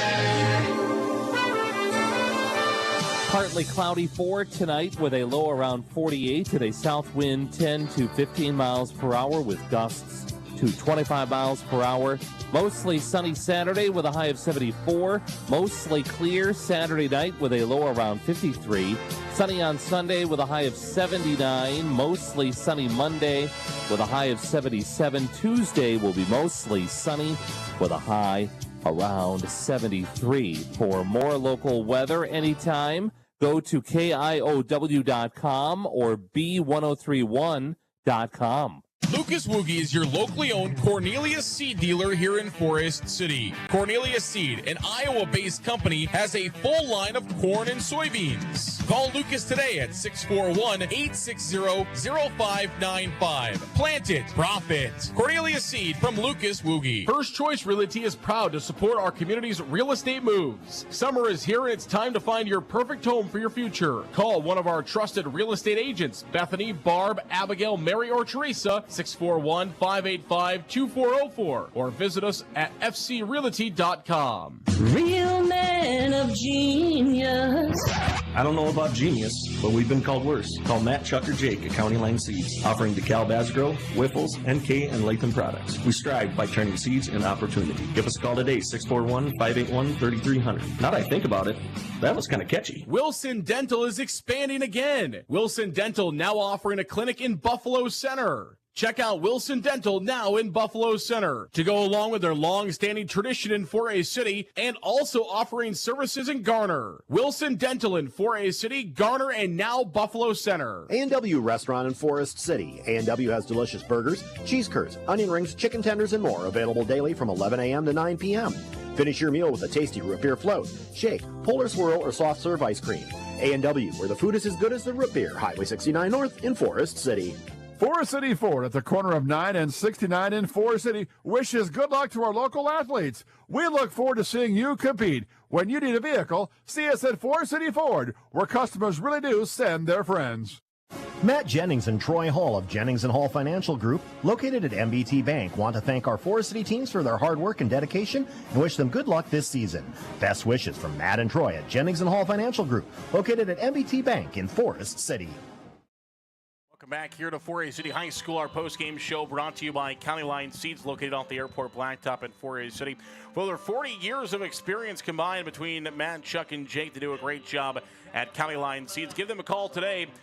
County Line Seeds, located off the airport blacktop in 4A City, or check them out. They're turning seeds into opportunity. County Line Seeds, the sponsor of today's post-game show. The senior walk going on the field right now as 4A City has played their final game of the year here at home as they fall to Okoboji tonight, 41-25. The final score, but of course a very emotional time for the 4A City seniors, something that me and you have both done ourselves. And you get one last walk across the field. You get to hug your teammates at midfield, and kind of just a great chance to just have that one more walk with your classmates. Yeah, exactly. I mean, when you really think about it and break it down, I mean, you know, these guys have played with each other, you know, football their entire lives, you know, and grown up together, and probably have a lot of pride wearing that jersey and being able to really call this a great season too, heading into the postseason. But it's definitely sad to say, you know, bye to your home field and your home turf, and good to be able to just say that one last goodbye and, you know, kind of, you know, have that emotional moment. But yeah, one thing we know, 4A City is into the postseason for the first time since 2013. Of course, we knew that last week, but now once this game finally ends, you're officially into the postseason as the number 3 seed. Again, 4A City into the postseason for the first time since 2013. Again, we've mentioned a couple times, of course, did play a postseason game in 2020, didn't qualify for the postseason in 2020. COVID year, everybody qualified, but last time Indians were in the postseason, 2013. And 4A City traveled to Sioux Center, and actually a game that a lot of people did not expect 4A City to be into there at Sioux Center. Again, what 4A City could be doing next week as well, going on the road to a team that a lot do not expect you to be in that football game. Indians falling in that game to Sioux Center 18-17. Really good football game, but just come up short. Then before that, 2013, the Indians... 2013 fall. We go back to the 2012 fall. 4A City went to Sheldon and lost another really incredible football game. So many opportunities for the Indians to win that game, including the last second heave to the end zone, or not a last second heave to the end zone, but a throw to the end zone that was called out of bounds that 4A City had back there in 2012, and then all the way back to probably one of the better teams that's ever played football at 4A City. The 2011 team won the district championship, the only time 4A City has won a district title there in 2011. Beat Cascade in that first round game here. Cascade had to drive all the way up here. That's what they say. They really don't care about travel distance. Cascade came all the way up here, won that game 21-14, and then that. Never forget that that big game with Clarion Goldfield Dows to try to go to the quarterfinals, and CGD just gets past 4A City 44-29. So that's kind of the extent of the postseason history. And one of the cool things about coming into tonight, Okoboji, kind of the same thing. They run the same type of offense and defense as 4A City does from time to time. Offense is almost identical to 4A City's, and their program history is pretty much identical to 4A City. Okoboji last year qualifying for the playoffs the first time since 2008. They qualified in 1980, they qualified in 2008, qualified last year in 2023, and now making their 4th appearance at the in the Iowa High School State Football Playoff. So again, the same as the Indians. 4th playoff appearance for 4A City, 4th playoff appearance for Okoboji. Ever in school history, went a long time without one as well. They made it in 1980 and 2008, 23 and now 24 in 4A City again in the postseason in 2011, 12, and 13. Well, Tanner, kind of your final thoughts of the game, and then I'll get you out of here. Yeah, I mean, I think overall, Forest City did play a good game, just didn't come down to those stops at the end. Again, went back and forth, and the Forest City defense, unfortunately, could just not stop this Okoboji offense, and that ended up being the difference in the game. So hopefully they get back together, make a lot of different adjustments, and really enter into this next week, into the playoffs with a whole new mindset, ready to go and ready to win and stay alive. We'll come back. We'll talk about the stats here in our post-game show. And Tanner, maybe we'll see you next week. Maybe. All right, we'll find out. That'll be a surprise for everybody if Tanner joins us next week. We will see, depending on where that football game is played. But we'll take a break. This is Indian Football from Koloff Media Sports. MBT Bank, based in Forest City, with 9 locations across northern Iowa and southern Minnesota to serve you. MBT supports the Forest City Indians, and we look forward to seeing our student athletes compete all year long. Good luck, Indians, from MBT Bank in Forest City. Discover Waldorf University in Forest City, where your passion meets opportunity. With scholarships available up to full tuition, a wide range of athletics, fine arts, and over 35 clubs and organizations, there's something for everyone. Whether on campus or online, experience the support of a community that feels like home. Learn more today at waldorf.edu. WCTA is the #1 choice for fiber internet. We offer fast, reliable fiber internet for all your connectivity needs. Our employees are local and live in the communities we serve to provide you with the best customer service experience. WCTA, we are your fiber internet provider. NIAC is proud to help support North Iowa athletes. Working hard and being part of a team is a great way to learn lessons for life, and learning is what NIAC is all about, beginning with high school juniors and seniors who can start building college credits now for free. Learn more at niac.edu. NSB Bank wishes the Indians good luck. For the past 90 years, NSB Bank has provided the latest financial products and services with a community touch by local decision makers. Stop into your NSB branch location in Titanca, Forest City, Thompson, Mason City, or Northwood. NSB Bank, we're here for you. Member FDIC Equal Housing Lender. Higher Spear Insurance strives to be your all-encompassing agency, protecting everything from your home and auto to your farm, crop, and health. Find us in our 3 locations, Titanca, Forest City, and Thompson. Call 515-928-2085 or learn ways to protect your future at higherspearins.com. Welcome back here on KIOW and live at KennedyCom. Zeren Egestal with you. Our post-game show brought to you by County Line Seeds, located off the airport blacktop in 4A City. Give County Line Seeds a call today for all of your seed needs. Thanks to our good friends there at County Line Seeds for sponsoring today's post-game show here between the Indians of 4A City and the Okoboji Pioneers, who come away with a 41-25 victory over the Indians this evening. Our post-game show again brought to you by County Line Seeds. Visit them off the airport blacktop in 4A City for all your corn and soybean seed needs. All right, let's take a look at this one. 4A City leads 13-7 at the end of the first quarter. Okoboji comes back and finds a 21-19 lead at halftime. In the second half, Okoboji scores 20 points, outscores the Indians 20-6 in the second half to go on to win 41-25. Indian scoring drives look like this in the first quarter. Ty Dillevue on an 18-yard touchdown pass to Corey Thorson. That was answered by a Caleb Symington 65-yard touchdown run for Okoboji. Later in the first quarter, Ty Dillevue ran the ball as he scampered 11 yards, fumbling but across the goal line first. And the Indians led 13-7 at that point. Landon Duvall comes right back, and he runs one into the end zone himself from 1 yard out. And Okoboji back on the board. In the second quarter, James Hagen ran for an Indian touchdown from 8 yards out. Later on in the second quarter, Landon Duvall threw a pass to Avery Symington, and he was able to get the ball into the end zone from 9 yards away. In the third quarter, it was Duvall again as Okoboji is able to once again drive down the field. This time he finds James Allen on a 14-yard touchdown pass. Later in the third quarter, it was the Indians getting back on the board with Ty Dillevue running the ball from 1 yard out.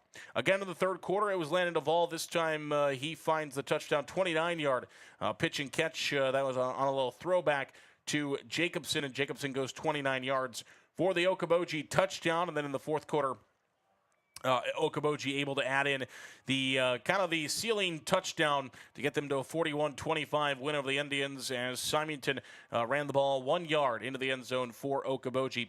On the night, the ball goes 15 of 20 for 216 yards and 3 touchdowns through the air. On the ground, it was Caleb Symington. 24 carries for 200 yards in this game, including 2 touchdowns, his longest from 65 yards out. Duvall also rushes the ball in this game 7 times for 38 yards. For Okoboji through the air, it was 2 receptions, 14 yards for James Allen. It was 2 receptions, 28 yards for Avery Symington.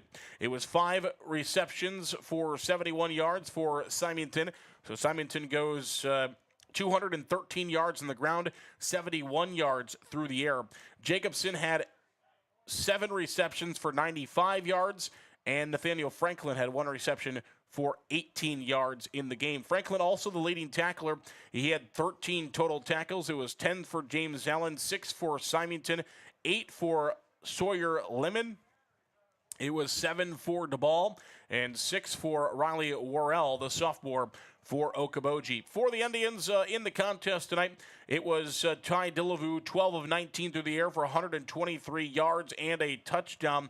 On the ground, it was James Hagan, 22 carries for 100 yards, including a touchdown. Ty Dillevue ran 7 times for 25 yards. Peter Wilson ran 14 times for 57 yards, and Luke Kearney ran 4 times for 47 yards. Through the air, it was 4 receptions for Carson Hall, 41 yards, 1 reception for Ryan Bailey, 13 yards, 2 receptions for 18 yards for Ty Sopko. Corey Thorson had 4 receptions for 49 yards, and James Hagan also had 1 reception for 2 yards in the game. Defensively for the Indians, 8 tackles for Peter Wilson, leads the way for 4A City. It was 7 for Brock Good, 5 for Luke Kearney, 6 for Ryan Bailey, 5 for Carson Hall, 4 for James Hagan. Aiden Frost had a tackle. It was 2 for Deegan Moore, 3 for Ty Dillevue, 1 for Isaiah Duncan, 1 for Parker Cox, 2 for Nick Donchie, 2 for Tristan Bransoy.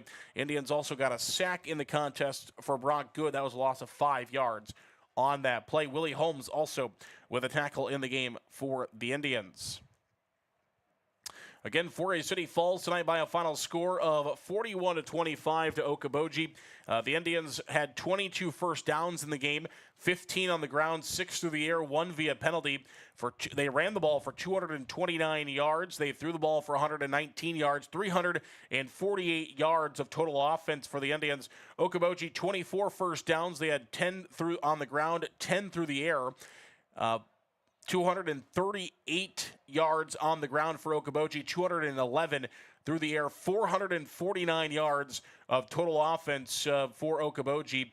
So that's over 800 yards of total offense between the two teams in this contest. Pretty incredible offensive performances for both teams. Also in the game, penalties not too much of a factor in this contest. Unlike a week ago, as 4A City had 7 penalties for 55 yards. Okoboji 5 penalties for 40 yards. Both teams had a sack. Okoboji's was a 4-yard loss, and 4A City's was a 5-yard loss. On third down, the Indians were 7 of 13. Okoboji was 6 of 9. On fourth down, the Indians were 3 of 6, and Okoboji was 2 of 2. In this contest. NBT Bank brings you tonight's NBT Bank Player of the Game. Our NBT Bank Player of the Game is brought to you by our good friends at NBT Bank. Good group of seniors here for 4A City, and they will all be our NBT Bank Players of the Game here on Senior Night as 4A City falls by a final score of 41-25. They're into the IHSAA postseason for the first time since the 2013-2014 year. 2013 fall, the Indians are into the postseason. They are the number 3 seed and will go on the road to take on a district runner-up next week. We will find that out at 10 o'clock tomorrow when those are released by the IHSA. So no more staying up till 2 o'clock in the morning, 3 o'clock in the morning to see when those postseason assignments come out. Instead, they have the standard time about right at 10 o'clock is when they will release those. So we'll be back on the air at 7 o'clock tomorrow morning we'll be back on the air at just after 8 o'clock tomorrow morning with the Coach's Corner program. We'll be talking with all 6 head coaches, and it's happy times as Garner Hayfield Ventura. We'll be happy to talk to Coach Camera. Garner Hayfield Ventura takes down Esterville Lincoln Central tonight 28-6. So the 4 playoff qualifying teams from Class 2A District Number 2. Spirit Lake is the 1 seed. Okoboji is the 2 seed. 4A City is the 3 seed. And Garner Hayfield Ventura will be the 4 seed as they take down ELC tonight at ELC by a final score of 28-6, the final score. So GHV will live to see another day. 2 non-playoff teams. Esterville Lincoln Central will finish in 5th place in the district, and Clarion Gulffield Dow's will finish in 6th place in district play here in 2024. All right, that's going to wrap up our broadcast. Thanks to all of our great broadcast partners. If you heard a sponsor on tonight's broadcast, go out, patronize those businesses. We appreciate their support for A City Indian High School football and athletics, all of their sponsorships. We appreciate each and every single one of them. So go out, patronize those businesses, and tell them that you appreciate their support of 4A City Indian High School football and the 4A City Indians all together, because we do appreciate it. They help us come out here. You go out and patronize their businesses and help them. Small businesses, of course, are the catalysts of our towns, and we appreciate each and every single one of them for helping to sponsor tonight's broadcast. All right, that's going to do it for all of us here tonight. So we appreciate Tanner Thompson for joining me tonight on the broadcast. I really do appreciate that, as Tanner did a great job all year in the games that we had him on. So appreciate his help throughout those games. Again, final score here from 4A City. It is Okoboji 41. It is 4A City 25. Waldorf football comes on the air tomorrow afternoon right here on KIOW. I'm Zaron Egestal from 4A City High School for the final time in 2024, saying good night. You miss me? I miss all of y'all. All y'all girls standing together like that. I can't take it.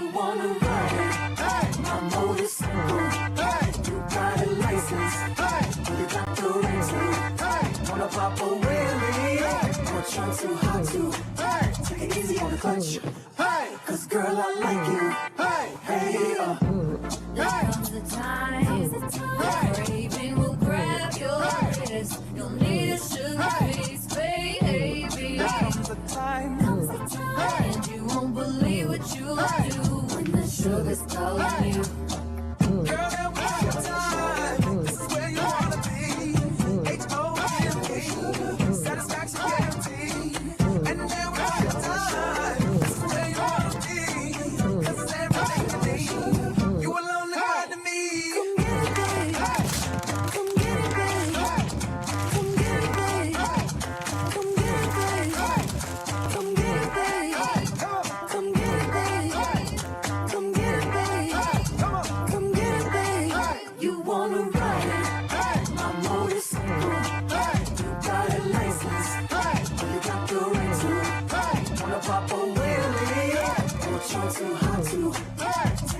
in the clutch.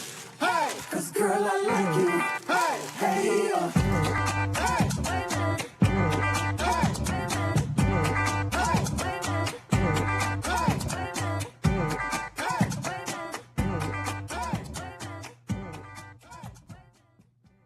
Alabama on the boombox, baby. About to get a little boondock. Let's go. Y'all better turn this one up. Feels good, don't it? Big stars breaking out through the indigo. Shitty wind coming in stereo. Tail lights disappearing about a mile or so down the county road.